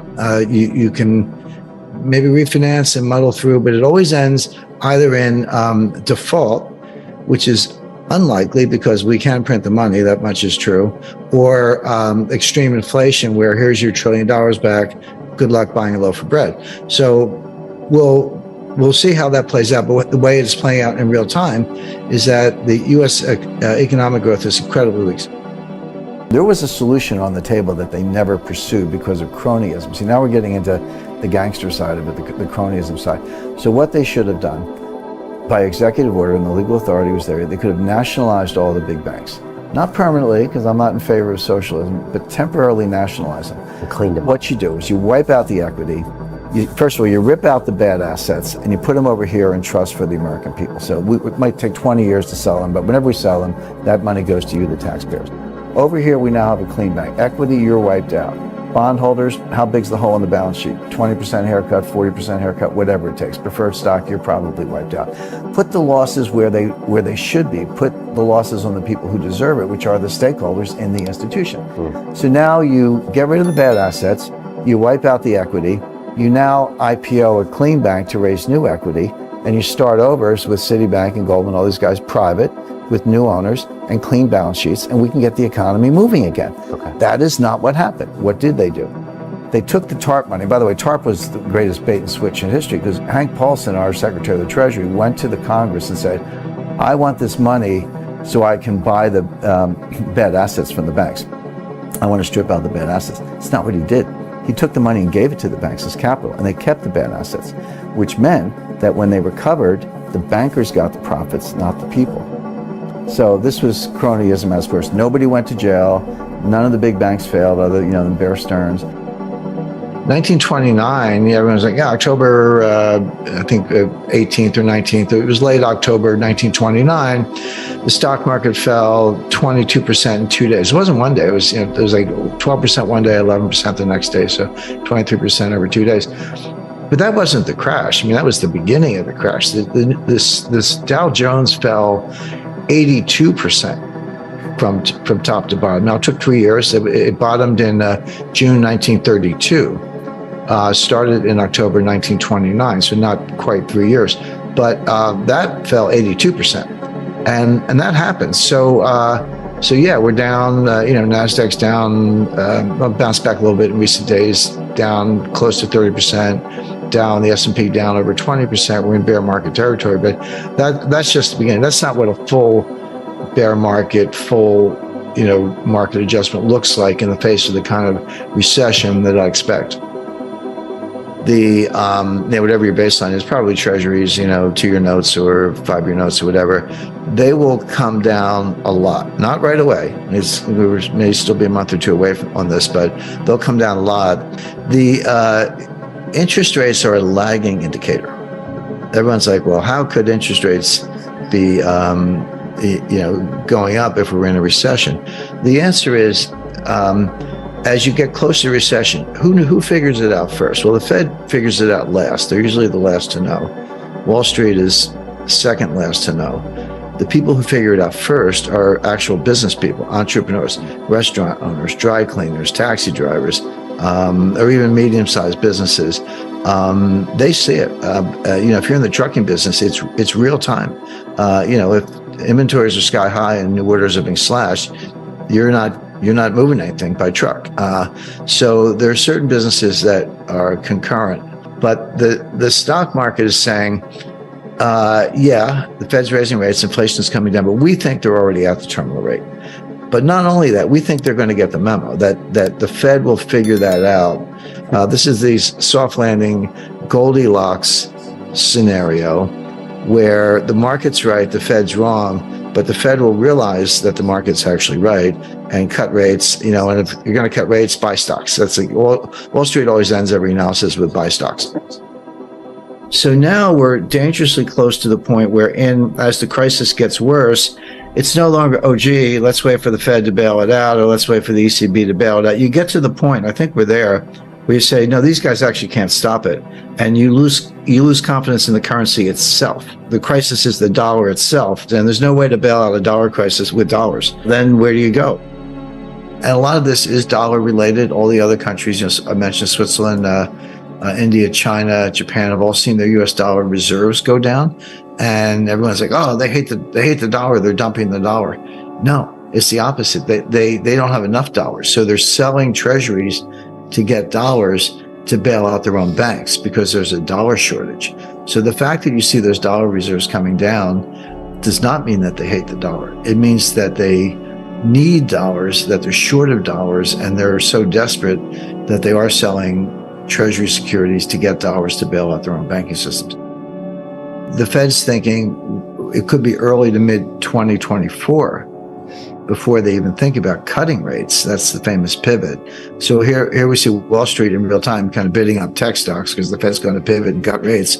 When in fact, Powell's thinking, no, that's not happening until 2024. So that's what the Fed thinks is happening. The market thinks that Powell is over tightening, that inflation will come down faster and the pivot will happen sooner. And that's why we've seen a little bit of a rally in stocks recently. So you have the Fed narrative, that's plan A. You have the market's version of what the Fed's actually doing, which is plan B. My estimate is that they're already past the terminal rate. They don't know it. They don't think so, but they are. And as I said, inflation is going to come down a lot faster than. The biggest single failure is taking everything for granted, assuming that whatever occurrences happen, whatever bailouts are constructed, that the dollar itself will not be called into question.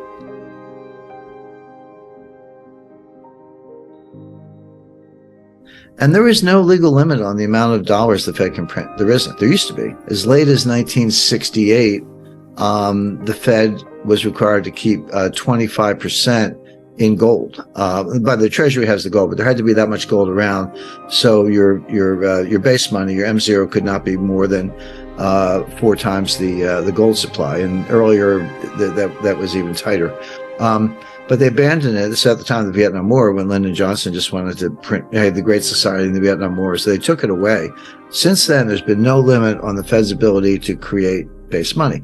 So when you say, oh, well, the bailouts keep getting bigger, and they do, and the money printing keeps getting bigger, and it does. But if there's no limit on that, why can't you keep doing it? And that's how the elites view it. They're like, yeah, we'll just print as much as we can. What's the problem?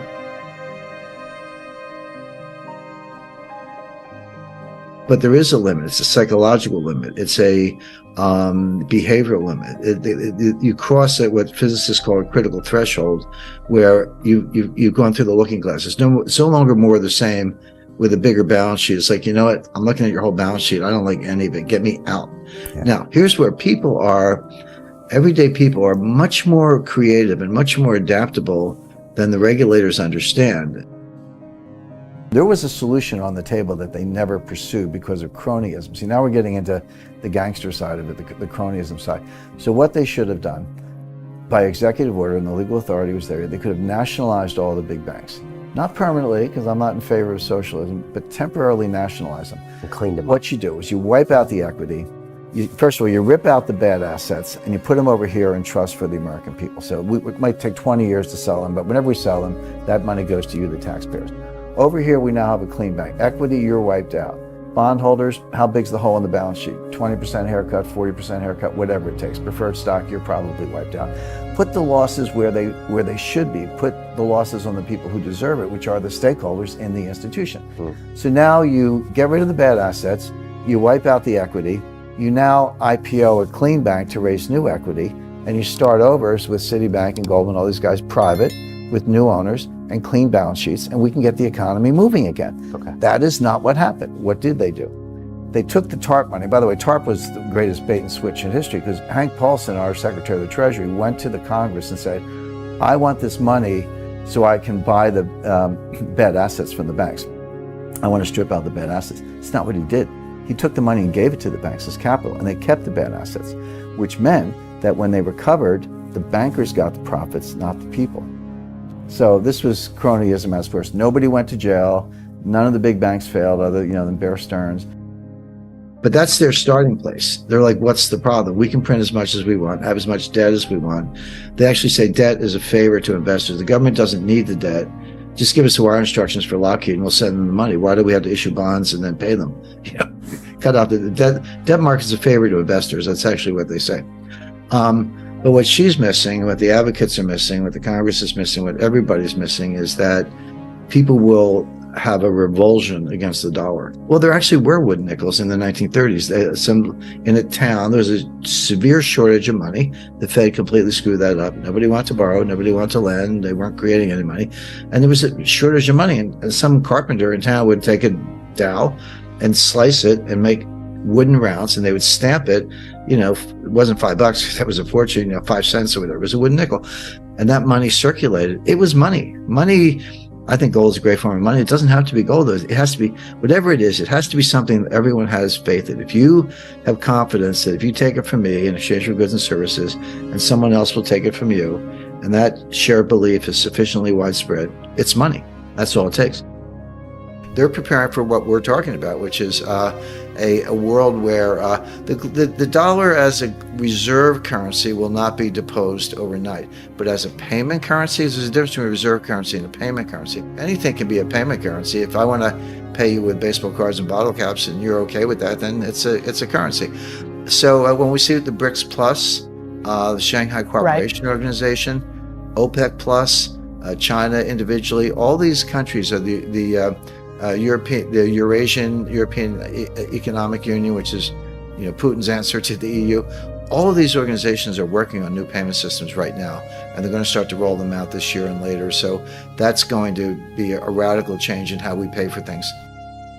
But I make the point that, despite the difficulties, we don't have to be victims. We're not helpless. We don't have to curl up in a ball. The key is to see it coming. If you can see things coming, you can deal with them accordingly. You can get through them, not only preserve wealth, but actually make money. I always point out the example of Hugo Stinnes, and people go, well, who's that? He was an industrialist in Weimar, Germany in the early 1920s, and he could see the hyperinflation coming long before the middle class, long before anybody else. He went out and borrowed an enormous amount of Reichsmarks, that was the currency at the time, and just bought industrial assets, coal mines, vessels, natural resources, etc. So here comes the hyperinflation. He gives it a little time. He pays back his debts. I would say pennies on the dollar, like a millionth of a penny on the dollar, in other words. But he paid it back. They were sweeping the money down the sewers, but he paid back his debts and kept all the assets. And he became the richest man in Germany. The Fed's not done. We're going to see at least one more interest rate hike. Maybe, but they're going to leave one more on the table. We'll see what happens in June. I'm not forecasting June, but I would not rule out another interest rate hike in June after the May hike. So, because Jay Powell's like thinking, how many times do I have to say this? He's given 9 speeches since August 2022, August 26th at the Jackson Hole, then September FOMC meeting, November FOMC meeting, end of November, a speech at the Brookings Institution, December FOMC, congressional testimony, et cetera. And every time he said the same thing: inflation is job one. We've got to get unemployment up. Believe it or not, we're going to have a recession and unemployment's going to go up. Sorry about that, but we've got to get inflation under control. So this is unprecedented. It's never been this high. It breaks the pattern of running it up in war and paying it down in peace. No one roots for war, but they happen. And it's worse than that because of modern monetary theory. People say, well, Bitcoin's not backed by anything, or the dollar's not backed by anything, or the euro's not backed by anything. And I say, yes, they are. They're all backed by the same thing, which is confidence. Right. If I think something's money and you think it's money and I tender it to you for goods and services, and you think you're confident you can give it to Francis for goods and services, and we have a large enough group, it's money. Right. It can be, we were kids, we did this with baseball cards and bottle caps, so anything can be money if there's confidence. But confidence is fragile. It's easily lost. And when you lose it, it's very... If we're on the verge of a global liquidity crisis, as revealed by the Eurodollar futures curve and the Treasury yield curve, and negative swap spreads and Treasury bill auctions with the yield to maturity below what the Fed will give you for a phone call, all those things are happening. That's hard data, and it's a very, very troubling sign. Last seen in 2008, by the way, before the Lehman Brothers meltdown. If all that's happening, and the fundamental signs are also weak, which we just saw in third quarter GDP, which is based on net exports, which won't last. How are you going to drive a trade surplus with the strongest dollar in 20 years? Good luck with that. Nobody can afford our stuff, and we're not buying anybody else's stuff. So with the economy going into a recession on its own, with a global liquidity crisis brewing, why on earth is the Fed raising rates at all?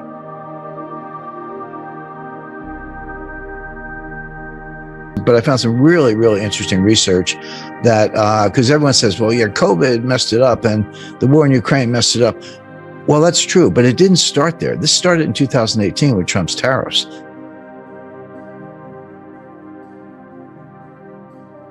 The US and Brazil are the 2 largest exporters of soybeans. China is the world's largest importer of soybeans. China was buying all their soybeans from the United States just as a way to kind of make it up a little bit. Like, well, we got to buy the soybeans anyway. Why not buy them from the U.S. to keep the U.S.-China trade deficit under control so it doesn't become too politically toxic? Well, as soon as Trump threw on the tariffs, China retaliated by moving their soybean orders to Brazil, stop buying U.S. soybeans. Well, that's not a phone call. You're talking about vessels, port facilities, agriculture, trucks. How do you get the soybeans to the ports? How many do you grow? Where's the fertilizer coming from? Et cetera, et cetera. And all those parties, the shippers, the cargo, the insurance companies, and so many people involved, banks, letters of credit, it's just a lot involved. They don't like short-term relationships. They say, okay, I'll do it. I want a 5-year contract. And China said, okay. So they reconfigured all those transportation lanes to get the soybeans from Brazil. All of a sudden, you're a U.S. soybean grower. You say, well, what do?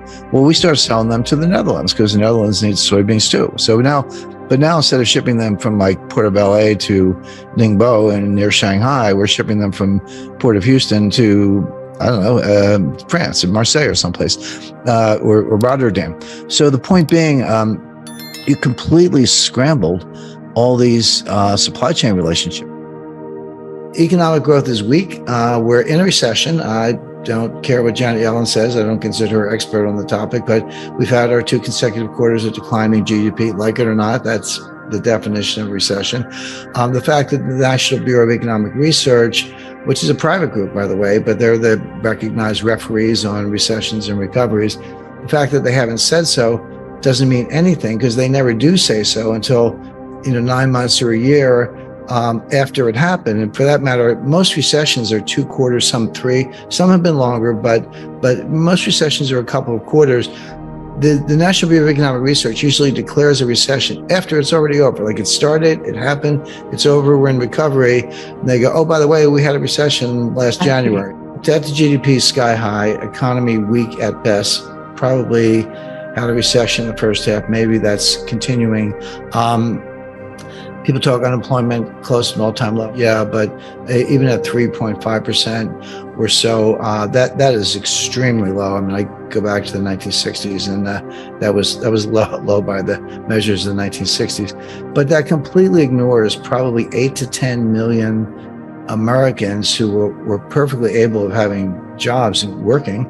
Prime age 25 to 54 years old. It's never 100. I mean, there's always, you could be a homemaker, a student, they're retired, early retirees. There are a lot of reasons people aren't in the workforce, but not, taking 10% off or 14% decline from the starting place in over 20 years. That's so if you throw those people into they're not called unemployed because they're not looking for jobs, but if you threw them in, unemployment would be closer to 10%, which is a recession or depression level, actually. The baseline deficit is $1 trillion. So your deficit's out of control and your trade deficit's out of control. I don't want to overuse metaphors, but one metaphor is you have a very beautiful, expensive vase and somebody knocks it over and it breaks into 5,000 pieces. You can't put the vase back together. You've got to go get a new one. And that's what's happened with the supply chain. What I call supply chain 1.0 from 1989 to 2019 is broken. There will be a new supply chain. There always are. Supply chains have been around since the Bronze Age, if not earlier. But the new supply chain, what I call supply chain 2.0, will look very different than the old supply chain. Right now, we're in an in-between period where things don't work well. Again, it doesn't mean total chaos, but you still see shortages, you still see higher prices, which are coming from supply chain disruptions. And these things are not easy to fix, but they can be replaced, and that's what I expect to happen. We'll hear from them at some point, but we're in a recession now, and people say, what about the third quarter? And it's interesting because I do put some weight on the Atlanta Fed GDP now. I do think it's a very good tool. They miss sometimes, they're not always accurate, but it's the best tool out there. But very few people understand their statistical technique. Because what Wall Street does, you get a whole bunch of components for GDP, and they come in at different times with different lags, and you add them all up and you get GDP. And what Wall Street does, they look at what they have and they project all the rest based on regressions and correlations, which don't necessarily hold up. But here's what we think. Here's our forecast for third quarter GDP based on projections of what we don't know. Atlanta doesn't do that. Atlanta takes what we do know, hard data, and they ask a different question. They say, what would GDP be now if this was all we had? And they put out a number. But they don't guess at the stuff they don't have. And it fills in as it goes along. So it's much more Bayesian in that sense. But because of how the data comes out, the time sequence to which the data comes out, it typically fades as the quarter goes on. It's not because they're using bad methodology. It's just because that's how they do it. And so just in the last week, 9 days or so, it went, everyone was cheering. I think with September 1st, it was 2.3%, maybe a little higher, but about 2.3%. 2 days later, it was 1.6, and now it's down to 1.3. Around November 2021, you'll recall there were headlines, bare shelves, empty shelves, supply chain breakdown, Christmas will be canceled, etc. And it was all true. You went to the supermarket. It didn't mean that every shelf was completely bare, like East Germany in the 1950s. But there, paper goods might not be there, or maybe your favorite kind of tomato sauce, or chicken, or whatever it was. There were some things there, but a lot of things weren't there, and that got worse. And then, of course, gas prices skyrocketed because of basically because of a lot of bad policy from the United States in terms of Keystone Pipeline and a lot of other factors. That then got worse. It eased up a little bit in the summer, but it never went away. This is a complex system. It was breaking down. That was very... If we're on the verge of a global liquidity crisis, as revealed by the Eurodollar futures curve and the Treasury yield curve, and negative swap spreads and Treasury bill auctions with the yield to maturity below what the Fed will give you for a phone call, all those things are happening. That's hard data. And it's a very, very troubling sign, last seen in 2008, by the way, before the Lehman Brothers meltdown. If all that's happening, And the fundamental signs are also weak, which we just saw in third quarter GDP, which is based on net exports, which won't last. How are you going to drive a trade surplus with the strongest dollar in 20 years? Good luck with that. I mean, nobody can afford our stuff, and we're not buying anybody else's stuff. So with the economy going into a recession on its own, with a global liquidity crisis brewing, why on earth is the Fed raising rates at all?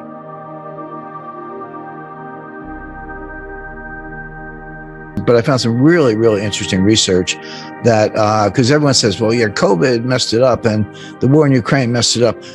Well, that's true, but it didn't start there. This started in 2018 with Trump's tariffs.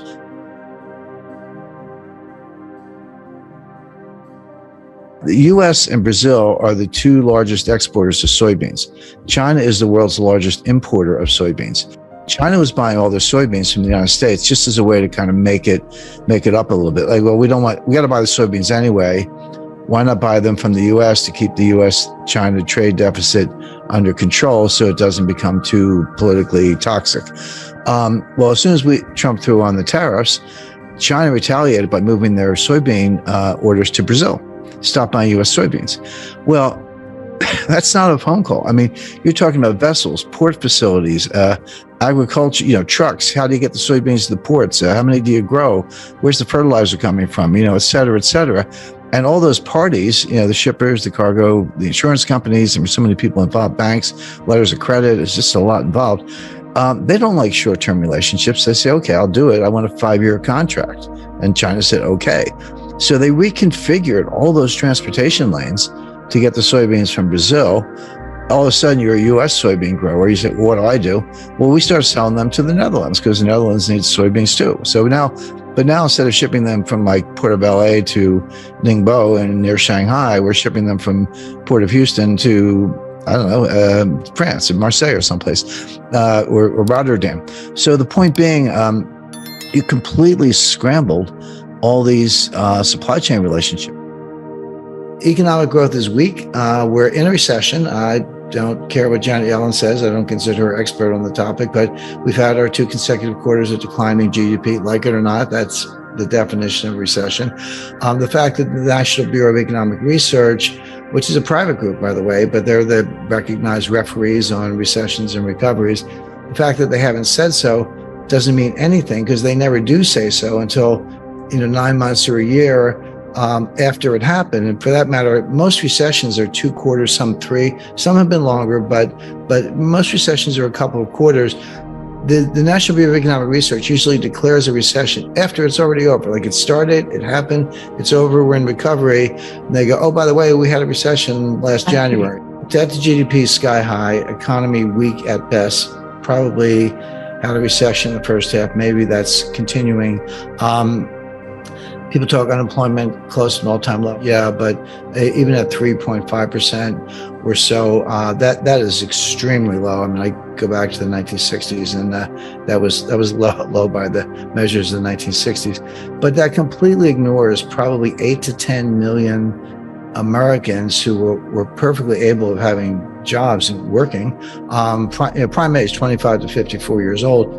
It's never 100. I mean, there's always, you could be a homemaker, a student, they're retired, early retirees. There are a lot of reasons people aren't in the workforce, but not taking 10% off or 14% decline from the starting place in over 20 years. That's so if you throw those people into they're not called unemployed because they're not looking for jobs, but if you threw them in, unemployment would be closer to 10%, which is a recession or a depression level, actually. The baseline deficit is $1 trillion. So your deficit's out of control and your trade deficit's out of control.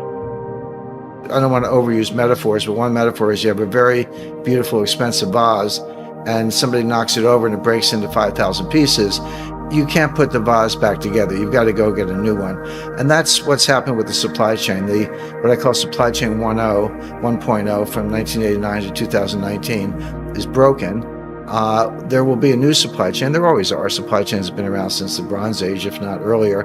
But the new supply chain, what I call supply chain 2.0, will look very different than the old supply chain. Right now, we're in an in-between period where things don't work well. Again, it doesn't mean total chaos, but you still see shortages, you still see higher prices, which are coming from supply chain disruptions. And these things are not easy to fix, but they can be replaced, and that's what I expect to happen. We'll hear from them at some point, but we're in a recession now, and people say, what about the third quarter? And it's interesting because I do put some weight on the Atlanta Fed GDP now. I do think it's a very good tool. They miss sometimes, they're not always accurate, but it's the best tool out there. But very few people understand their statistical technique. Because what Wall Street does, you get a whole bunch of components for GDP, and they come in at different times with different lags, and you add them all up and you get GDP. And what Wall Street does, they look at what they have and they project all the rest based on regressions and correlations, which don't necessarily hold up. But here's what we think. Here's our forecast for third quarter GDP based on projections of what we don't know. Atlanta doesn't do that. Atlanta takes what we do know, hard data, and they ask a different question. They say, what would GDP be now if this was all we had? And they put out a number. But they don't guess at the stuff they don't have. And it fills in as it goes along. So it's much more Bayesian in that sense. But because of how the data comes out, the time sequence to which the data comes out, it typically fades as the quarter goes on. It's not because they're using bad methodology. It's just because that's how they do it. And so just in the last week, 9 days or so, it went, everyone was cheering. I think with September 1st, it was 2.3%, maybe a little higher, but about 2.3%. 2 days later, it was 1.6, and now it's down to 1.3. Around November 2021, you'll recall there were headlines, bare shelves, empty shelves, supply chain breakdown, Christmas will be canceled, etc. And it was all true. You went to the supermarket. It didn't mean that every shelf was completely bare, like East Germany in the 1950s. But there, paper goods might not be there, or maybe your favorite kind of tomato sauce, or chicken, or whatever it was. There were some things there, but a lot of things weren't there, and that got worse. And then, of course, gas prices skyrocketed because of basically because of a lot of bad policy from the United States in terms of Keystone Pipeline and a lot of other factors. That then got worse. It eased up a little bit in the summer, but it never went away. This is a complex system. It was breaking down. That was the biggest single failure is taking everything for granted, assuming that whatever occurrences happen, whatever bailouts are constructed, that the dollar itself will not be called into question.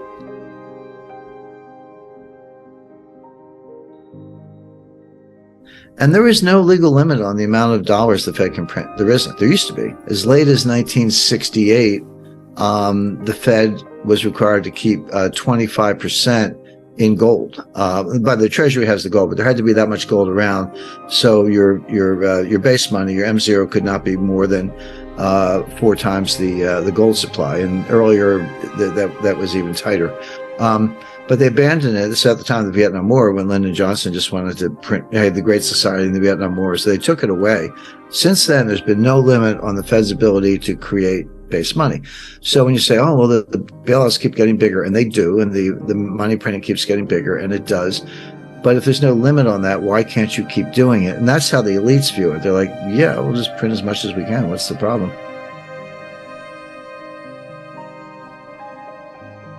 But there is a limit. It's a psychological limit. It's a behavioral limit. You cross at what physicists call a critical threshold, where you've gone through the looking glass. It's no longer more of the same with a bigger balance sheet. It's like, you know what? I'm looking at your whole balance sheet. I don't like any of it. Get me out.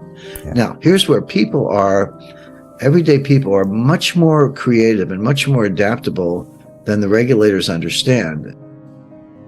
There was a solution on the table that they never pursued because of cronyism. See, now we're getting into the gangster side of it, the cronyism side. So what they should have done, by executive order, and the legal authority was there, they could have nationalized all the big banks. Not permanently, because I'm not in favor of socialism, but temporarily nationalize them. And clean them up. What you do is you wipe out the equity.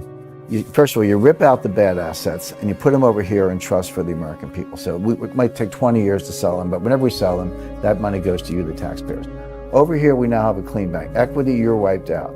Bondholders, how big's the hole in the balance sheet? 20% haircut, 40% haircut, whatever it takes. Preferred stock, you're probably wiped out. Put the losses where they should be. Put the losses on the people who deserve it, which are the stakeholders in the institution.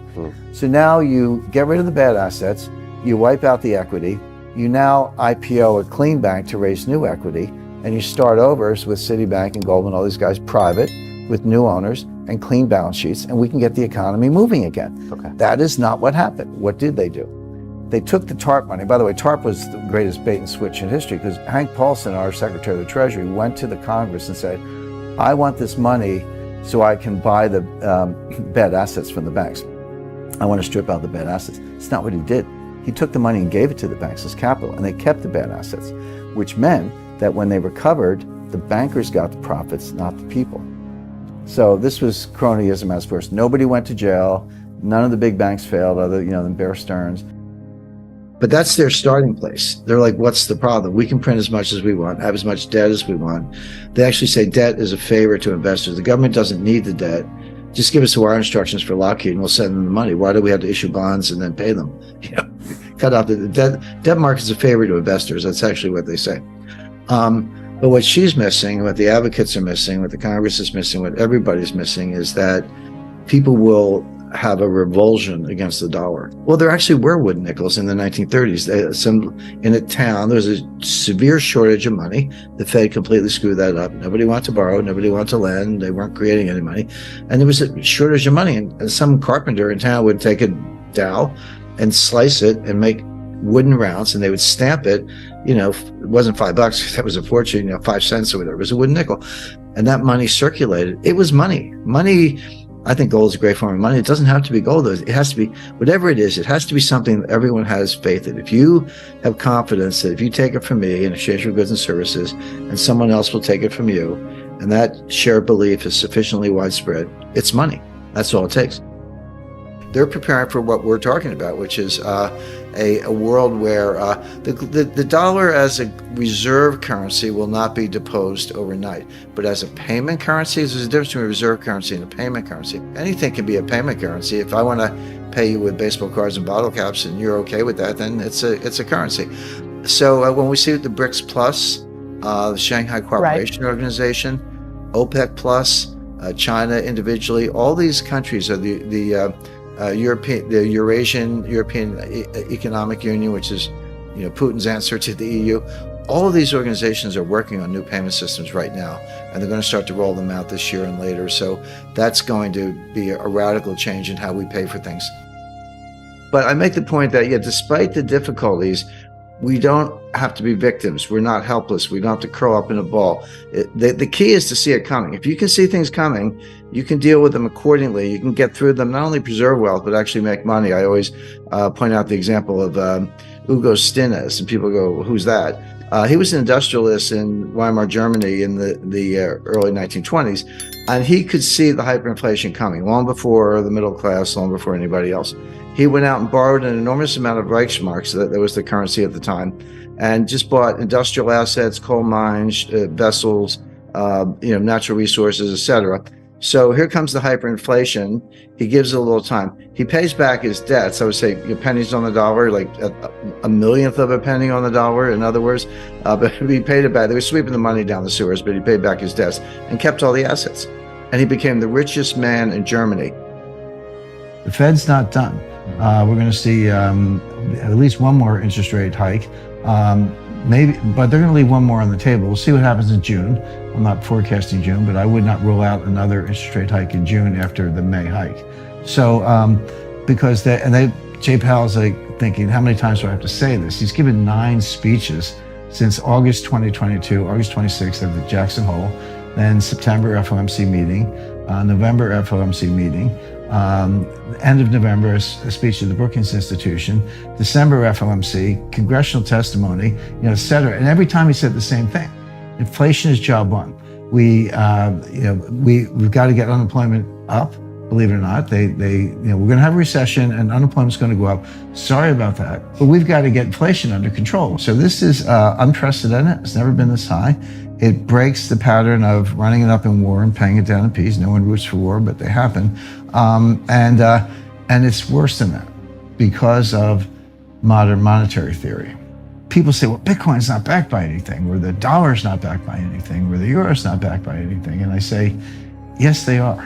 They're all backed by the same thing, which is confidence. Right. If I think something's money and you think it's money and I tender it to you for goods and services and you think you're confident you can give it to Francis for goods and services and we have a large enough group, it's money. Right. It can be, we were kids, we did this with baseball cards and bottle caps, so anything can be money if there's confidence. But confidence is fragile. It's easily lost. And when you lose it, it's very... You brought up chapters 1 and 2 from Currency Wars, where you basically highlight this scenario.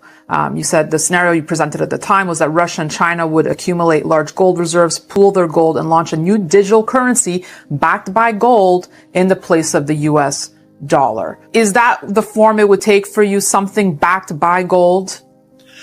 Probably, and here's why. And by the way, when I wrote that, and when we did the war game, and when I wrote that, Russia had about 600 tons of gold, and today they have 2,300 tons. China had about 600 tons of gold, and today they have about 2,000 tons, just slightly less, that we know of. And they may have several thousand tons off the books in the State Administration of Foreign Exchange that we don't know about, because that's completely opaque. So Russia and China did exactly what we warned the Pentagon about in 2009, exactly, which is increase their gold reserves by a factor of 4 or more.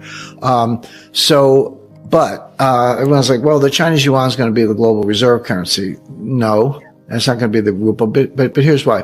Well, there are a lot of reasons, but the main reason is, when you talk about reserve currency, you have to understand what that means.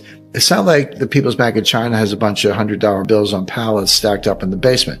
When people say reserve currency, what they really mean is the currency of the bonds that they invest in. In other words, they're dollar-denominated assets in the form of treasury bonds or notes. That's what China actually has on their books, not like the dollars per se. So if you want to suggest or hypothesize that the Chinese yuan is going to replace the US dollar as a global reserve currency, where's the yuan bond market? I mean, it doesn't exist. Very small scale, very illiquid, no primary dealers, no win issue trading, no auctions, no repo, no settlement clearance, none of the plumbing and the mechanics of a mature bond market such as the United States.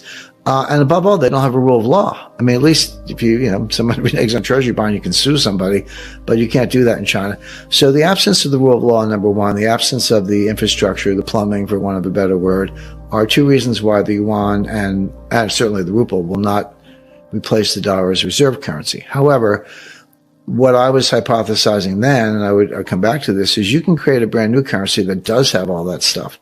And in my example, they used a Swiss bank, UK law, put the gold in a third-party depository.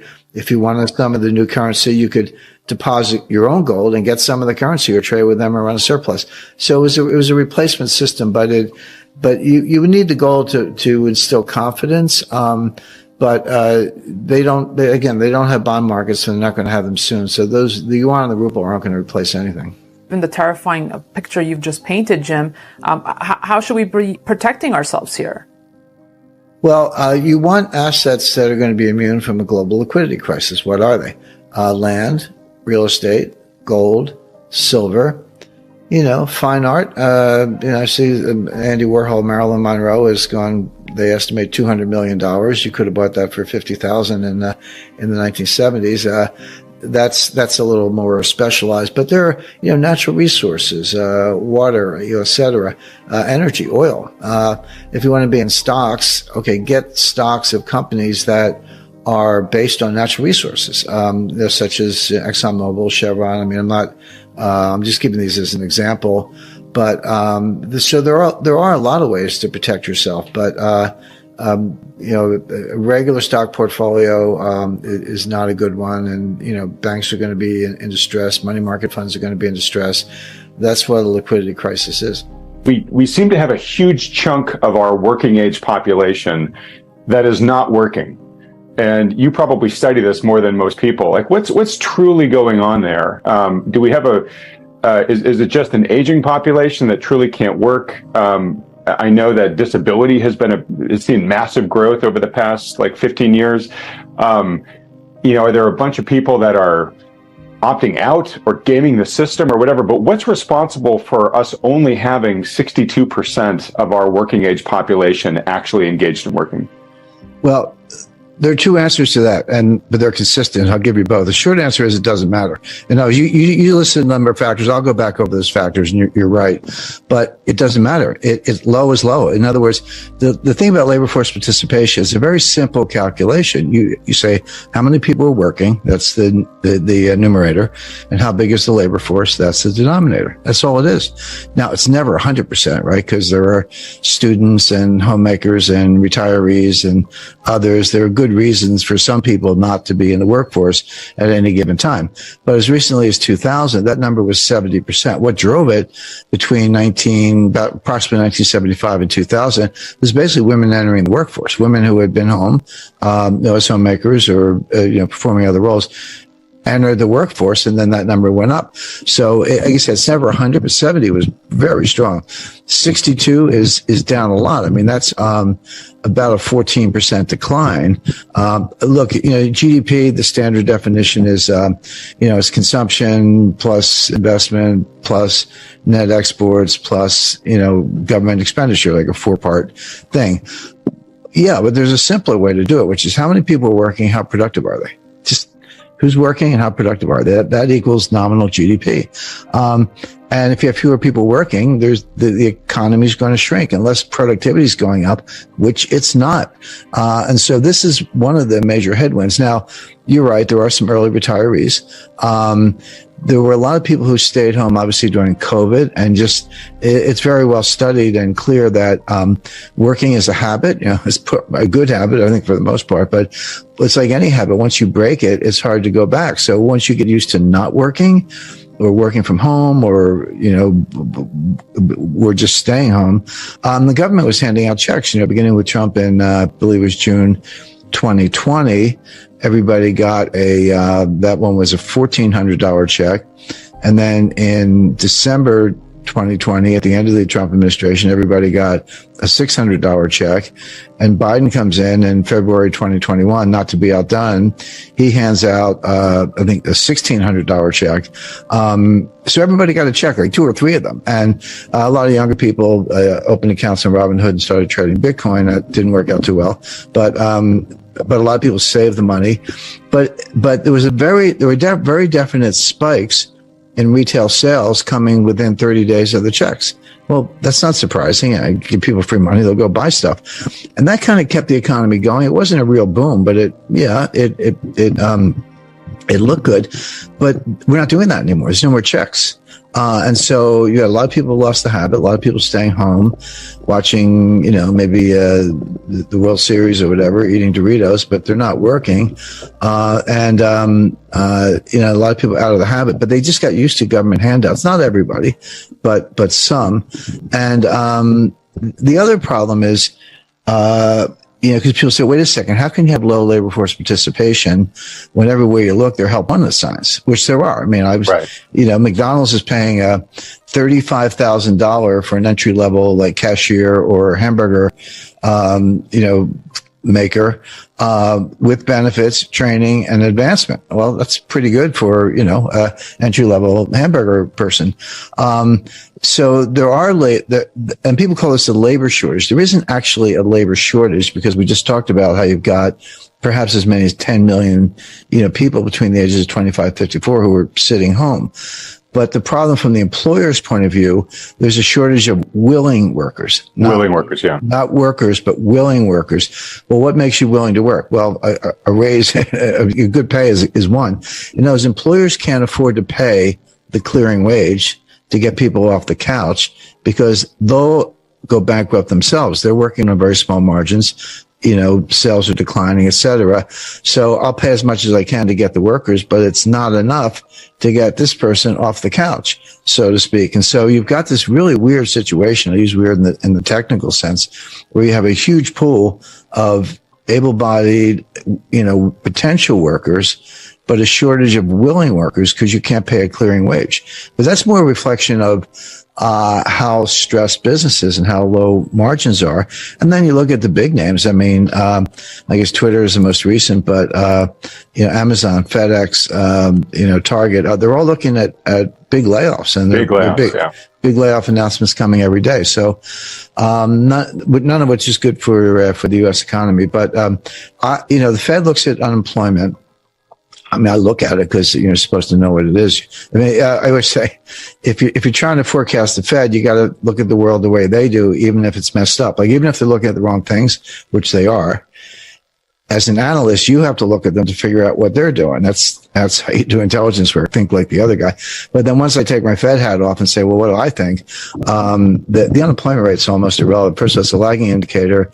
Secondly, it ignores what we talked about with labor force participation. There is no Phillips curve. I mean, you can draw one. Last time I saw a Phillips curve was flat. Or I went to school, curves weren't flat. But but they're just looking at the wrong indicators. You brought up chapters 1 and 2 from Currency Wars, where you basically highlight this scenario. You said the scenario you presented at the time was that Russia and China would accumulate large gold reserves, pool their gold, and launch a new digital currency backed by gold in the place of the U.S. dollar. Is that the form it would take for you, something backed by gold? Probably, and here's why. And by the way, when I wrote that, and when we did the war game, and when I wrote that, Russia had about 600 tons of gold, and today they have 2,300 tons. China had about 600 tons of gold, and today they have about 2,000 tons, just slightly less, that we know of. And they may have several thousand tons off the books in the State Administration of Foreign Exchange that we don't know about, because that's completely opaque. So Russia and China did exactly what we warned the Pentagon about in 2009, exactly, which is increase their gold reserves by a factor of 4 or more. But everyone's like, well, the Chinese yuan is going to be the global reserve currency. No, it's not going to be the ruble. But here's why. Well, there are a lot of reasons, but the main reason is, when you talk about reserve currency, you have to understand what that means. It's not like the People's Bank of China has a bunch of $100 bills on pallets stacked up in the basement. When people say reserve currency, what they really mean is the currency of the bonds that they invest in. In other words, they're dollar-denominated assets in the form of treasury bonds or notes. That's what China actually has on their books. Not like the dollars per se. So if you want to suggest or hypothesize that the Chinese yuan is going to replace the US dollar as a global reserve currency, where's the yuan bond market? I mean, it doesn't exist. Very small scale, very illiquid, no primary dealers, no win issue trading, no auctions, no repo, no settlement clearance, none of the plumbing and the mechanics of a mature bond market such as the United States. And above all, they don't have a rule of law. I mean, at least if somebody reneges on treasury bond, you can sue somebody, but you can't do that in China. So the absence of the rule of law, number one, the absence of the infrastructure, the plumbing, for want of a better word, are two reasons why the yuan and certainly the ruble will not replace the dollar as reserve currency. However, what I was hypothesizing then, and I'd come back to this, is you can create a brand new currency that does have all that stuff. And in my example, they used a Swiss bank, UK law, put the gold in a third-party depository. If you wanted some of the new currency, you could deposit your own gold and get some of the currency or trade with them or run a surplus. So it was a replacement system, but you would need the gold to instill confidence.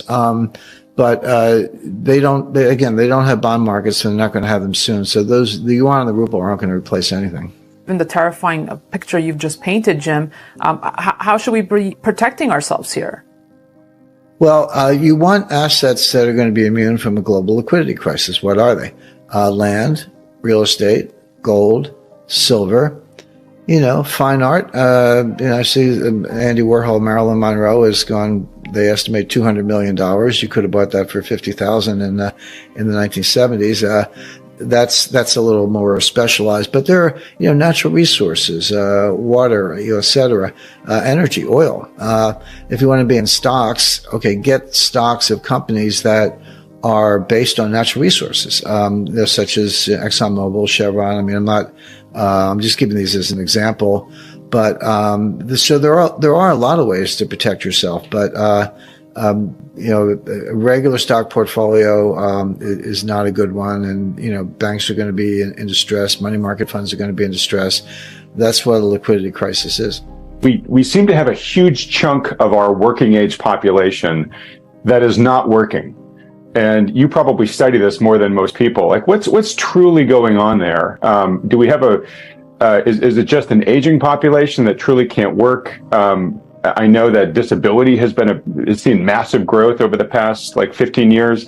Are there a bunch of people that are opting out or gaming the system or whatever? But what's responsible for us only having 62% of our working age population actually engaged in working? Well, there are two answers to that, but they're consistent. I'll give you both. The short answer is it doesn't matter. You listed a number of factors. I'll go back over those factors, and you're right. But it doesn't matter. It's low is low. In other words, the thing about labor force participation is a very simple calculation. You say how many people are working. That's the numerator, and how big is the labor force? That's the denominator. That's all it is. Now, it's never 100%, right? Because there are students and homemakers and retirees and others. There are good reasons for some people not to be in the workforce at any given time. But as recently as 2000, that number was 70%. What drove it between approximately 1975 and 2000 was basically women entering the workforce, women who had been home, as homemakers or, performing other roles, entered the workforce, and then that number went up. So, like I said, it's never 100, but 70 was very strong. 62 is down a lot. I mean, that's about a 14% decline. Look, GDP, the standard definition is, is consumption plus investment plus net exports plus, government expenditure, like a 4-part thing. Yeah, but there's a simpler way to do it, which is how many people are working, how productive are they? Just who's working and how productive are they? That equals nominal GDP. And if you have fewer people working, the economy is going to shrink unless productivity is going up, which it's not. And so this is one of the major headwinds. Now, you're right. There are some early retirees.